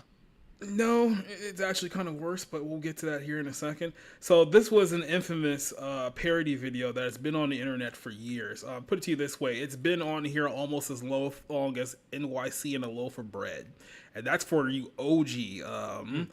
YouTube users out there. That's going back to the days of like 06 before Google bought this platform and ruined everything. But yeah, here's kind of a rundown for those of you guys who want how Degrassi works in Cliff Notes version. It's me. Once upon a time there was a school called Degrassi, and the children in attendance were all fat and sassy, except for one little boy, and his name was Rick. People pushed him around until he turned into a prick and took a very big gun to Degrassi to have himself a little bit of fun, and bang, shot Jimmy and pointed it at Emma with Sean in the way. Oh, what a big dilemma, but then Rick died and everything was fine, except Ashley's kind of freaking out because Craig lost his mind and proposed at a party with his puppy dog eyes, but Ashley refused, and what a big surprise when he cried like a baby and went back to his hotel and fucked up the room and stuck Joey with the bill. Then he went to a wedding and acted like a whore, then he kicked Joey's ass, then he cried a little more. Hey, remember back when Manny and JT were going out, and JT was doing good but then began to doubt that his little stack of dimes could measure up to Craig's, and he saw it in the locker room between Craig's legs. So in order to get him out of his romantic slump, some black kid gave him a magic penis pump, but Manny found out. I just want to highlight, just for the sake of this video, all these things actually happened. This is not parody. They all really did happen. Why? There was a penis pump at some point at the Degrassi show. Yeah. Canadians, man. Canadians. Mm-hmm. What do teenagers get up to? Ah, yes, penis pump. Yeah, everyone had penis envy when they were 15 years old, right? Everyone remembers that? Trying to measure up to some other guy's schlong when you were in high school? Is that not a thing in your high school? Okay, No, cool. no. I didn't think I needed to answer that. No, it was not. Magic penis pump, but Manny found out, and to make matters worse, it turned out that Mr. Raditch used it first. Well, Paige got raped and Marco is gay. Spinner gets boners and farts all day. Toby is a dork and Liberty is too. Snake's got cancer up the wazoo. Sean's on his own, and Ellie likes to cut. Alex is a bitch, and Manny is a slut. Emma's kinda whiny, and Terry got hit. Hazel doesn't ever seem to do jack shit. Degrassi is my favorite thing. When the theme song plays, I always have to sing. I hope that it never goes off the air. I'd even miss Spinner's hair. Yeah, so that was kind of like the Cliff Notes version of Degrassi, the new generation. Wow. Mm-hmm. I'm so glad that I missed that. For 14 years. It's not long enough. For 14 years enough. plus, 14 years plus what, about 2 years of a Netflix show too? Which, if the I just Netflix... feel the life out being drained out of me. Believe it or not, the Netflix show is even worse. There was a If you can Netflix believe it. version of this? Yes, they can. So after Why they did Barack Obama do this to us? So after they canceled the mainline series, they decided, hey, let's do even more on Netflix. It only lasted 2 years, and Netflix is like, okay, even this is too gay for us. Like, we're not doing this anymore. We're done. So I wanted to go ahead and kind of do a quick little recap here. Here you see a list of characters from Degrassi, the new generation. Now, there's a lot of them. I'll give you a quick glimpse of every single character, and then we're going to put them into a tier list. So trust me, this won't take as long as it takes because I only have 3 tiers here. I have good, mid, and trash. And spoiler alert, a lot of these characters are going into the trash heap. So let's start with this kid. This was some black kid named... he's not important. He was just the little brother of another character. Didn't really last very long. Then he went away, so he's gone. This was Craig's dad. Craig's dad was an abusive alcoholic who died of a car wreck, and that was basically his whole legacy of the show. He hit Craig a couple of times, then died in an accident, and that was the last time we ever saw him. So that was somewhere in like season 2-ish. Right, he put him in the trash pile. This is Alex. She's the lesbian who got away with murdering a kid. I actually liked her character though, believe it or not. But the problem is that because in the context of this show, they never had an ability to kind of give people a proper send off because it just kept the show going. The last time you saw her, she got high and just moved somewhere to Ontario. It was never heard from again. So I guess she can be mid tier. This is Allie. I think that's her name. She was basically like a naive Muslim girl who sent nudes to different kids when she was like 14 years old. Remember when, that whole, sexting thing was a thing? There's a lot of awkward situations with sex in minors. Oh, yeah. Show. Isn't that what Mini Lad got hit with there? Oh yeah, Mini Lad, a few other guys here. That was awful. It was not great. Oh yeah, the black guy's name is Token. It might as well be. I'm not even kidding. It might as well be Token. This is Amy. She was basically the town slut, and I'm not even making that up. Her whole character arc is that she bounced around a couple of guys, and then she gave oral to Emma's boyfriend, and then got gonorrhea of the mouth, and then we never heard from her again. So that wait, her in the so like box. She went away, or her mouth sealed up? A little bit of both. I mean, she did just disappear after getting gonorrhea. So, I mean, that's kind of a send-off, right? You just get gonorrhea of the mouth and we just never hear from you again. So, I hope she, got, treatment for that. Because that can be a pretty nasty thing if you let that go untreated. This was, I think, Joey's kid or something like that. It doesn't really matter. This was Anya. She was kind of there. She was basically your basic bitch. At one point, I think she did cocaine and joined the army. So that was kind of the whole stake of her character. Wow. So there you go. Like, as one does, I mean, if they wanted to be realistic, she would join the Marines, but that's a whole other conversation. Yeah, I was going to say, yeah. But then again, be all you can be, kiddo. I don't know what the Canadian equivalent of the Marines is. So there you go. The Nitro, I forgot what Mounties. The Nitro Mounties. There you go. I think that's what they call them, the Nitro Mounties. This guy has just been around forever. I mean, he doesn't contribute much to the show. He's just guy. He's just there to be there. He's just there for a paycheck, if we're just being completely honest with ourselves. This is Ashley. She was there from the beginning, lasted a couple of seasons, left. Okay. Wasn't really that memorable of a character. I think she tried to do another show that flopped, and she came back for season 2. Memorable enough to be mid. Yeah, I guess. Just mid. This guy, I don't even remember who he is, so he's going to go in the trash heap. This guy was Moose. He was basically like school bully number 13 that they had on the show, and that was basically his entire arc. Well, until he didn't contribute much. This is one of the older characters who was there for a little while. Her whole thing, she was a love interest for Joey, and then that was pretty much it. This is a character who started in, I think, season 4. It didn't actually leave the show until season 12. And it was a running joke, like how long she's been on the show. It's like, shouldn't you have graduated by now? You've been on here longer than any other character in existence. It's like, why do you still go here? Well, why are you a 23-year-old junior? Go away, trash. Wow. This was one of Manny's ex-boyfriends, one of the dudes she slept with. He didn't last very long. This was Chris. He was the black guy. He was a DJ at one point. He did beatboxing, and then he left the show. So, again, I'm not making jokes here. This is the actual character arcs of these characters here, so he's trash. This was Claire. Okay, there you go. I remember Claire. She became popular very, very later on because I guess when the gays and the girlies became the target demographic for this show, they were all about her love relationship with some emo boy. And then she put on a lot of weight and her boobs got huge, and then she just kind of disappeared from graduation. I think she also had an abortion too, so she was one of the many characters that had an abortion. So she's going in the trash heap. This guy... Was she on the sports team? No. Well, wait, which one? I don't know. Yeah, you have to clarify which one. I think that one. I don't remember. This guy was the school teacher. He was there for years. He was basically just teacher guy. I don't know who this guy is, so we're not going to talk about him. Trash. Don't know who that guy is. Could have been the best actor in the show. Trash. Trash. This is Craig. His whole arc is that he dated Ashley. He got Manny pregnant, and then Manny got an abortion. Then he went crazy. They diagnosed him as bipolar, and so he just went insane for a while.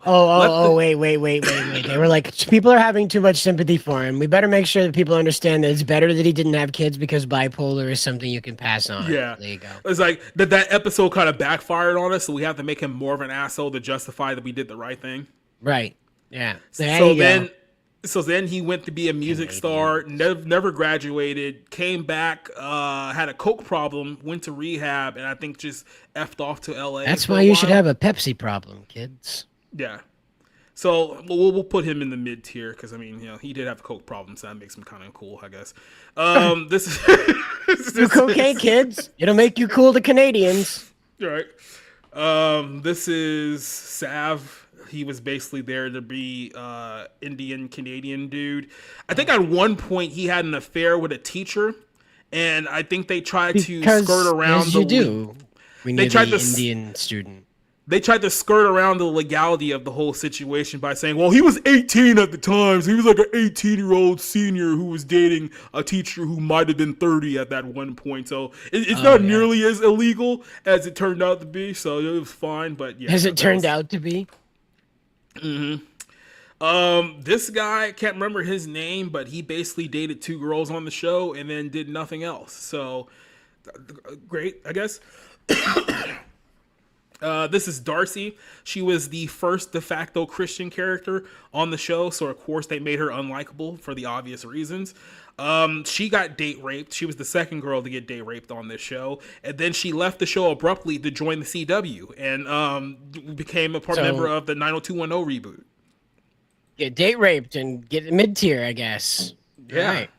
So that's the bar here. This kid, don't remember his name, but he's dead now in real life. So mid tier dead guy. Oh, never mind. He's trash. Trash. You're gonna love this one. This guy is Dean. He's the guy who, if you've watched the recent Resident Evil films, currently plays Albert Wesker in the Mila Jovovich movies. But he played Dean in the series for a couple of episodes. He's literally the guy who raped Paige at a party in season 2. Oh. So, yeah. So he went from raping Paige to becoming Wesker in Resident Evil. So that's kind of cool, right? It's a career trajectory. I'll keep him in the mid tier. This was Declan. He was basically a New York rich kid who moved to Canada. He really didn't accomplish much. He dated Holly J and then made out with his sister one time, and then he left the show. So, yeah, sure. Incest gets you mid, right? Really? Make out with your sister, get mid. Okay. Okay. I really hate to see what you think is good here. This is Dylan. He's just gay, so he's in the trash pile. This is Ellie. This is the. Okay, just so you keep it track at home, make out with your sister, mid, gay, trash. Okay, just so you understand how this. We're grading on a curve here, people. So just so you guys. It's a bit of a loop-de-loop. This is Ellie. She was originally a goth girl, then she stopped being as goth and kind of became like the cute redhead chick. And then she joined the school newspaper in college. She slept her way to the top. And then she went to go chase Craig, who was the guy that she always had a crush on, even though he had a coke problem and another girlfriend in Los Angeles. And then I think at one point she tried to kill herself by drowning in the LA River. And then her friends pulled her out. And then I don't know what happened to her afterwards. I think her dad's still in the army. Or I don't know. He may be dead for all we know. But she's all right. So she'll get mid for this one. Okay. This is Emma. So... yeah, she's just going in trash. I don't think I need to explain. I'm not even going to explain Emma. Trash. Yeah. She did go topless with your in sister, one I'll scene. explain your story, but if you're Emma, you're trash. Yeah. No, she did go topless in one episode because it was some episode about body positivity, and she was like one of those like Monster Energy girls, but she didn't like it because she was too feminist, so she just like took off her dress in the middle of the school and everyone saw her tits. So that was an in-canon episode that happened. This dude, I remember him. He's black gay guy, so he was there just to bang Marco for a couple episodes, and no one cared about him. Of course. So, yeah. This is Fiona. This is the sister that this dude over here made out with. Oh. So also mid. Be the sister that gets made out with. Mid. Mm-hmm. Okay. Yeah, I mean, she had a little bit of a drug problem. She got robbed at one point. Then she tried to get a gun, then realized she wasn't good with guns. And then I think at the rest of her run, she was basically just a lesbian. So thank God she almost shot her dick off. Yeah, right. This kid, I don't remember. I think he was like one of the Trash. various school bullies, so he'll put her there now. This was Hazel. The most notable thing about Hazel is that she was actually Somali, and she pretended to be Jamaican because she was too ashamed to be Somali. So, and she was on the show like 5 years, and that's the most memorable thing she ever did. So she's in the trash heap. Don't know. Deception. Don't know who that is. So Trash. yeah, you're trash. This girl is what's her name? Jane. That's her name. Yeah. She was kind of like a sarcastic punk rock girl. And then we found out she got molested as a child by her stepdad. So apparently that was just a repressed memory she only remembered at some point in 10th grade. So her dad went to jail at some point. And then she dated Spinner and then cheated on Spinner. And then Spinner went and married somebody else. And then she just effed off. So, but she had nice cans, so she'll get mid for this conversation. Then you have Jason Mewes, a.k.a. Jay here. And... then you have this guy. This is a douchebag guy who was on the show for way too long. He was way older than everyone else who was on the show, but he lasted like 10 years. But he's still kind of a dick, so he's going into the trash heap like everybody else. This girl, I think she was like a teen mom at some point, so she'll go in the trash heap. This is the newspaper editor guy that Ellie slept with, and then he fucked off, so he'll go in the trash heap. I guess Jimmy, because he got shot and almost died, he'll go to mid. So I don't think he'll stay there for a bit. To be fair, I mean, it seems like it's only fair that he goes to mid for getting shot. That's Joey. He was there for a while. I don't know why, but he was there. This guy was another bully, and that was his only contribution to the show. JT. So a lot of people get emotional with JT because JT got stabbed. He died. There was basically an episode where they were having a party and some guy was peeing on his car, and as he went to go wipe the pee off, another guy ran up upon him and stabbed him in the liver and killed him. Dead to jeez, turtle bleeding, and he never graduated high school because he never saw the light of day. So he's gone. So I guess out of sympathy, I'll give him mid because he did get stabbed and die. Okay, get stabbed, get mid. Yep. This is another guy who was basically a teen kid. So, I mean, he had a son at a young age. No one really cares about that dude. This dude was basically a stoner for a season and was never heard from again. So he'll stay in the trash pile. This trash.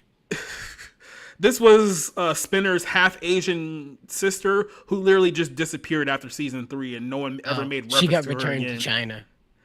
Despite the fact that Spinner was on the show for like 11 years, she only lasted for like 3 years, so that was it. Kevin Smith, that goes without saying. No one really cares much about him.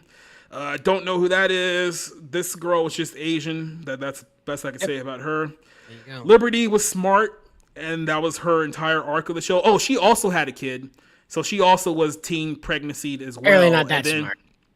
And then she gave up her kid to adoption. So she didn't have an abortion, but she did give up the kid to adoption. Then she didn't do much else for the next couple of years. And then she got racially profiled in a sorority because they basically wanted a black chick. And she got offended that she was the token black chick of the group. So that was the thing. This guy over here, this was the teen father of another. There was a lot of teen kids having, babies on this show. I don't know What do you know? That's a trend. But Despite all the gay people. Yeah, right. So As there if was, to overcome, nature was like, no. they had to let you guys know that people can procreate on this show with all the gay people that were on here. So he didn't do much. Yeah, Manny, it's just like a wheel of fate in the writer's room, and it's just pregnant or gay, pregnant or gay. That's the only options on the wheel. like I said, Manny Town Bicycle, one episode, she decides to wear a thong to school, and then literally 2 episodes later, she gets pregnant. So after that, she just slept with a course of guys, and then tried to go to Hollywood to become an actress, as Minnie does. So we can only assume that body count got much higher when she got to Hollywood. So she's in the trash heap. Marco was kind of what we like to call gay genesis. Like, he started all the gay stuff on this show, and then everyone else just became an archetype of him. So he'll go in the trash heap. Miss Hakalakos, whatever her name was, she was supposed to be like the hot teacher. So she was there to be blonde and hot for teenagers or whatnot. Miss Kwan was not the hot teacher. She was just Asian. She was there for a while. This was school bully kid. No, wait, was this? I don't know. I think he may have been like a father of somebody's baby at some point, but who cares really? This guy was basically sleeping with Paige when she was underage. Now, he wasn't nearly as old as the other chick. He was only like 22, but he was still banging a 16-year-old. So there's problems there too. So, and then this is the girl that he was banging. That's the popular girl, quote unquote. Trash. The one that the lesbian, yeah, she's trash. This guy's actually kind of cool because he actually bullied a kid into like tears. Oh. So I'm actually putting him in the good tier here. Only a kid. Yeah. Good. All right. Like, get in the good he tier. made it. He literally made a kid fear for his life. So he's going in the good tier just for that. Oh, okay, cool. Bully children, go in the good tier. All right. Make out with your sister, go in the mid tier. Here's Peter. Peter, they tried to redeem him because at first he made a sex tape of Manny because, of course. And then afterwards he tried to get redeemed a little bit. And then I guess the running joke with him is that all of his girlfriends on the show literally left the show to start their own show on the CW. So one girlfriend went to go on the 90210 show. The other girlfriend went to go join Vampire Diaries. So he was like the gateway to the CW, essentially. And then no one really cares much about him, but he's mid, so we'll keep him here.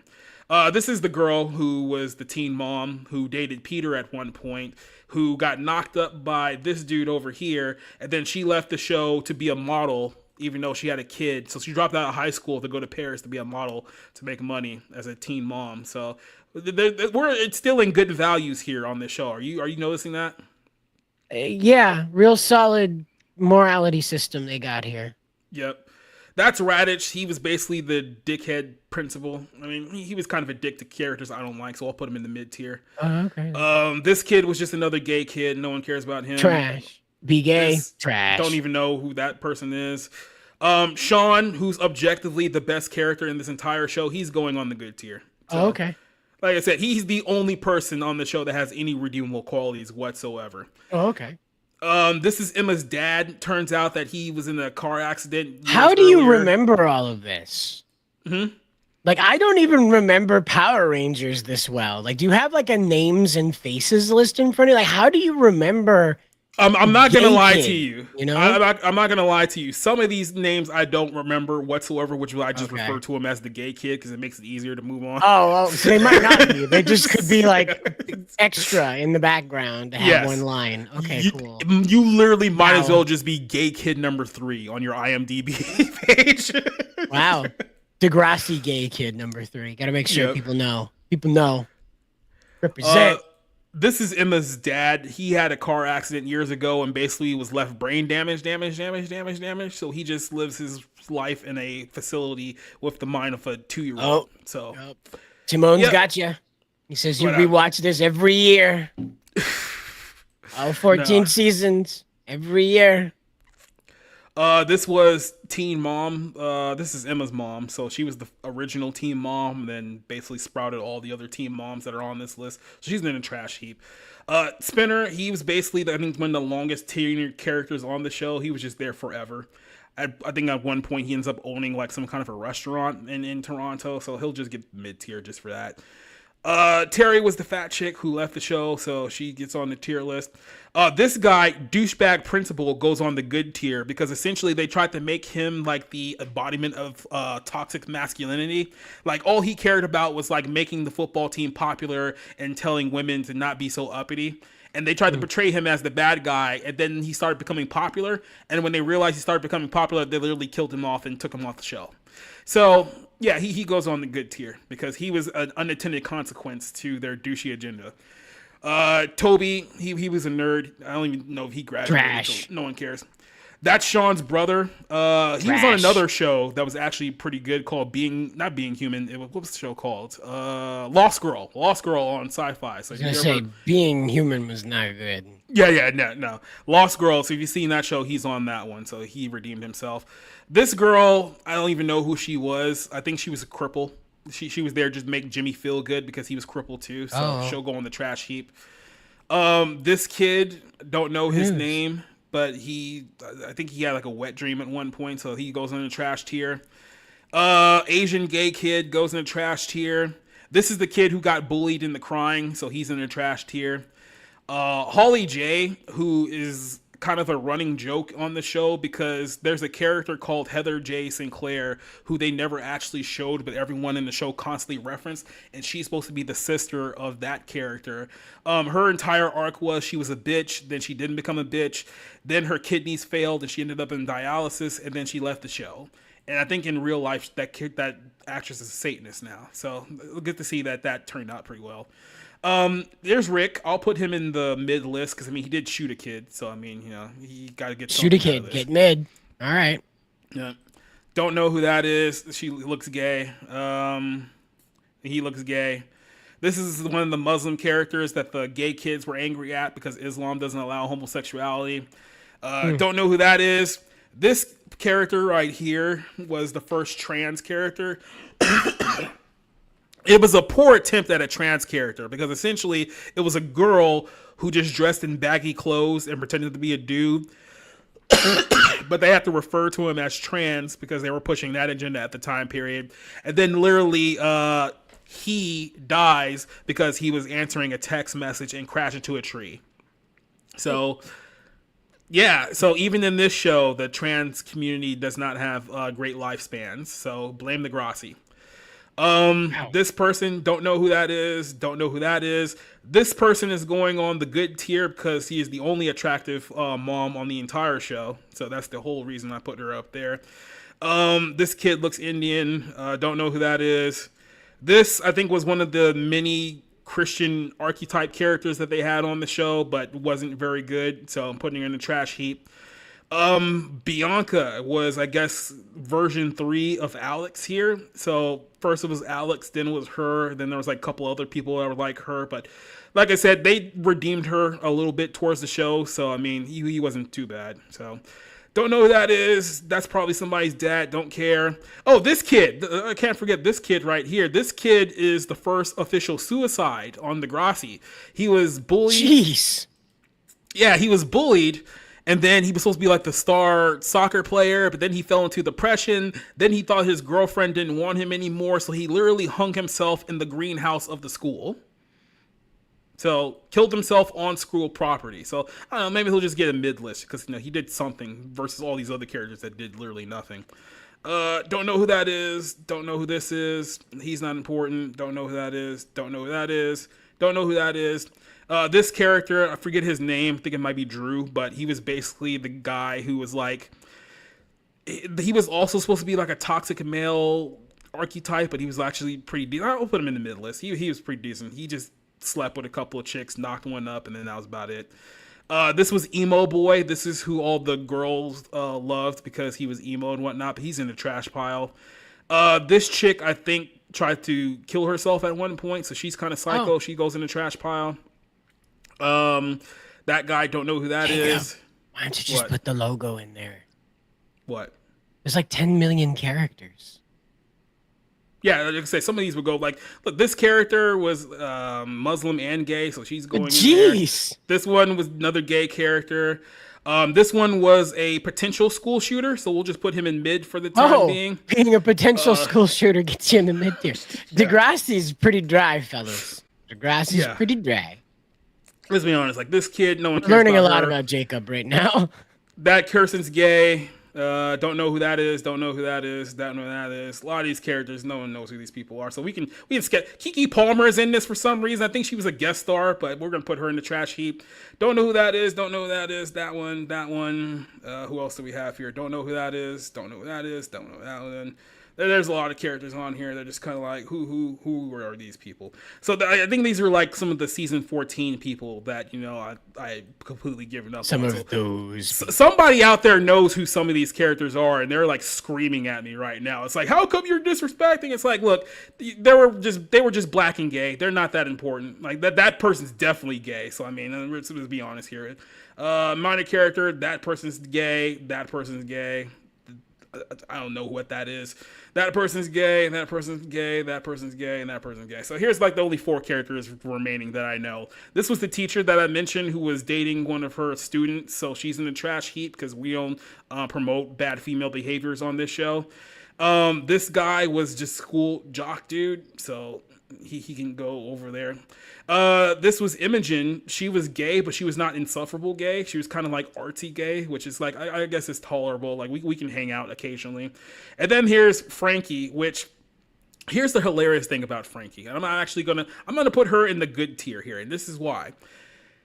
There is a arc on the Netflix show. Now, obviously, I do not recommend a Netflix show unless you want to punch yourself literally in the face and hope to die. But there is an arc on the show where she was beefing with some rival volleyball player, an individual, and they decided as a prank to humiliate the team that they were going to draw them as zoo animals because the school was known as the zoo, right? That was kind of like their name. So it was like, oh, we'll just draw these characters as zoo animals and then, you know, we'll show them. And then, of course, they chose the one black girl to be the monkey in the picture, which immediately made it racist. They made a whole huge thing about it. Now, of course, the character, Frankie, was like, well, hey, I didn't mean this to be racist. I was referring to the nickname of the school being the zoo. That's the whole reason why we did it. So, of course, they couldn't let bygones be bygones. They had to go on, I'm not making this up, a 4 to 5 episode arc shaming Frankie nearly into suicide because she needed to understand as a white girl, there are certain things that you are not privileged enough to do, which means predicting or I guess portraying black women as monkeys, even though that wasn't your intent to be racist. So because she didn't recognize her white privilege, they literally almost bullied that poor girl into suicide, despite the fact that objectively she did nothing wrong. And there you go, folks. Pretty typical for the show. Yeah. So if you want to know anything about Degrassi for essentially 15 years, that's all here. You had a few good characters, some decent characters you might remember, and then there was just a whole lot of shit in between there. Like we don't need to talk about Kevin Smith. Yeah, Kiki Palmer. Like who even thought that was like a good idea? I don't even know who that is. Yeah, so that's Degrassi in a nutshell. So, Cider, before we head off here with our final ad here of the night, what is your thoughts about, you know, the show Degrassi? It's just pain. It's just pain. The only thing that was the highlight was Drake getting shot. And then I found out the guy that shot him shot his own dick off and died. So it just Canada continues to be a thief of joy. Literally shot his own dick off and died. And there was a lot of deaths. What I'm going to tell everybody happened to Rick from Degrassi. And then, like I said, the funniest part about this whole thing is that, like I said, if this was a real school, you would have to assume this would have been shut down several years earlier. I mean, you've had school shootings, you had on-site suicides, a lot of homosexual encounters here in this school, a large group of the population, which I don't know if that's something you want to brag about. That's a whole other conversation. People got raped at the school. There was a lot of sexual assault, STDs. It was like, you guys understand that when you try to do all of the things, that it kind of takes from the realism of the show you're trying to create, because now you're basically just attending a clown college. That's essentially what Degrassi is. It is an absolute clown show of a school that, for whatever reason, still holds a small part in a lot of people's hearts to this very day. And speaking of small parts of our hearts, we're gonna go here with our last ad here. You guys remember Jared from Subway? Cover me, kid! I'm going in! Wow, now that's a 5 o'clock shadow. Jared sounds What's going different. on here? Down in front! Check out this Weston! Roll it! Introducing our classic Subway steak and cheese sandwich on fresh baked bread with new Southwest sauce. It's one of 4 unique sauces that are giving Subway a whole new taste. Come and get them. Subway. Eat fresh. Gilbert Godfrey, when he was alive, apparently speaking on behalf of Yoga Mat Bread and possibly beef, though I think it was just saturated sandpaper was what they were giving you rather than beef. But, yeah, I like how you guys thought we were ending this show on a positive note. We're not. This is gonna be sad trombone throughout the entire way because, yeah, by the way, this is the guy. This is with the start of his career. Remember Jared Fogle? Remember when he was With the help of Subway's low-fat sandwiches and exercise, summer's looking good for a lot of people. Feeling good, having fun. Except this fat ass. Subway's taste is number 1. Look at us now, we're living right, and we owe it to the man who showed us the light. And how's Jared these days? He's looking better than ever. Subway has 7 delicious fresh-made and sandwiches. apparently couldn't find a woman.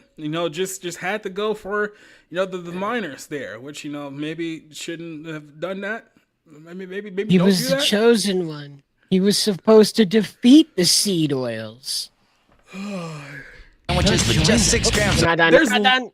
There's literally like 15, 20 years of history that Subway now has to bury thanks to Jared Fogle. They're just ignoring it. Pretty soon we're gonna get like those sandwich artist ads where they're like actually building a sandwich or something, like the Baconator commercials. It's like there's like 15 years of ads they can't play anymore. They can't do $5 footlongs anymore. They can't do anything with Jared. It's like he's literally the Chris Benoit of Subway. Yeah. Yeah. Like he ruined it. He killed it. He ruined everything. So They should thanks, get a Jared. dog. A dog will fix it. Ooh, we disappeared for a minute there like magic. We fell into the PlayStation universe. Yeah. So yeah, that was it. That was 14 years of Degrassi pain. crammed into a whole little. That was great for me. I think I enjoyed myself. I think that's the most important thing of tonight's show. Yeah, you I just enjoyed sucked my myself. life right out of me. It like did that Yu-Gi-Oh transfer life points thing. What happened? Oh yeah. Like, you just went from like 8,000 to like 500 in like one Yeah, shot. exactly. Yeah, that's what you did. You pot greeted me that whole episode. That's what you did. Oh, it was great. It was a great time. We should do that more. We should do that. Oh more yeah, times. yeah. Make Cider miserable. Try to depress Cider into death. Yeah, we should do that more often. You So bet. this whole show is about bringing things into Cider's life that wasn't there previously, and I'm glad that I got to let him enjoy the experience called Degrassi. So no, he doesn't leave this earth before experiencing what I've experienced for many, many years. So I'm not that's leaving my the earth gift to you. anytime soon that I know of. Jacob's not like make-a-wishing me here. All right, this isn't like the final days of Cider, and the last thing I wanted to experience was Degrassi. I want to clarify, I'm not dying, and if I was dying, I would not want to be gifted Degrassi to next generation. On my deathbed, correct. That you're not my friend if you do that to me. That's what the devil will do to me. Literally, like as he's like trying to like close your eyes for the last time, just waking up like, hold on, you haven't seen the abortion episode yet. Oh, so yeah, that was a fun part to our memory lane. Now we will talk about something a little bit more, I guess you can say, joyous on next week's episode, because next week's episode we're going to talk about MTV Spring Break. MTV used to have a big thing called Spring Break that they used to make a big I thought you deal were gonna out say of. used to have big boobs. Yeah. Well, I mean, they used to have that too, but that was another show. That was Total Call later. We'll get back to that another time. But yeah, MTV used to do this thing called Spring Break where they would get like Pauly Shore and a bunch of other D-list celebrities to host a bunch of events, and it was kind of a time where MTV was for the cool kids. And there's a lot of stuff on I guess you could call it the YouTubes these days that still exists because let's be honest, Paramount doesn't want to pay the rights to any of the music that they used during that time frame, so they just let it all be free use. So next week we'll go back to a time where thongs were a thing and biker shorts were also a thing, and Pauly Shore was relevant, and then Kevin Nash punched a guy. That happened at that Spring Break once too. So yeah, we'll relive all the stuff. The Spice Girls were there. Fred Durst blew up a boat. That's next week's episode, ladies and gentlemen. Wow. So anything else that you want to tell the people before we head on out of here? Any other chats or comments we got here? Nope. When the show's over, where do we find you? Well, you can find me here on the YouTube at Society Reviews. Tomorrow night, me and Technical Work Rate Productions are going to be doing a part 2 on the Bible Lens on Satanism and WWE, because ever since we did that episode last year, a lot of people have been submitting us new evidences of some weird occult things that have been promoted on WWE television. Even last night, somebody just gave me something that happened that I found very interesting. We're going to talk all about it in the context of the WWE, modern times, even biblical prophecy. Technical Work Rate Productions will be joining me for tomorrow night's show, so go check that out. We do have the Ballroom coming up this Tuesday as well, so we're gonna have some topics to talk about then. And then over on the Mix, I'm going to basically hit you guys with roughly about 7, maybe 8 movie reviews that I have. That some of them are out now and some of them I just caught up on, but there's a lot of movie related opinions that I haven't been able to give for the last couple of months because a lot of things are going on behind closed doors. But I'm back in the saddle now, and all I can tell you is that it's been a rough one. It's been a rough year. This year has not been very good for movies. So you'll hear all about it there. So that's everything I got coming up. What about you, Cider? Just tune in to Bounding Into Comics. We're going to upload some stuff and do some things. We'll continue talking about stuff, and we'll see you next time. Yo, not my proudest fact. What a sight. Barrel Fat Protect, Barrel Fat Protect. $35 Kong Ho, shame ignites. Barrel Fat Protect, Barrel Fat Protect. Alright, stop, stash the plush and listen. Donkey Kong spells my secret mission. That banana hole's got me acting shady, fapping in the dark, feeling kinda crazy. Will it ever stop? Yo, I need a guard. 15 inches deep, this is way too hard. To the extreme, I'm a fool with a toy. Nintendo's mad, but I'm lost in the joy. Dance to the rhythm of my regret. Supervisions do, but I ain't there yet. I'm fapping to a plush that's too bold. That DK logo's watching me unfold. Love it or leave it, I'm caught in a jam. Roommates might see, oh, the ultimate scam. If this is a problem, yo, I'll hide it. Check out my shame while my soul's divided. Barrel Fat Protect, 2 hours.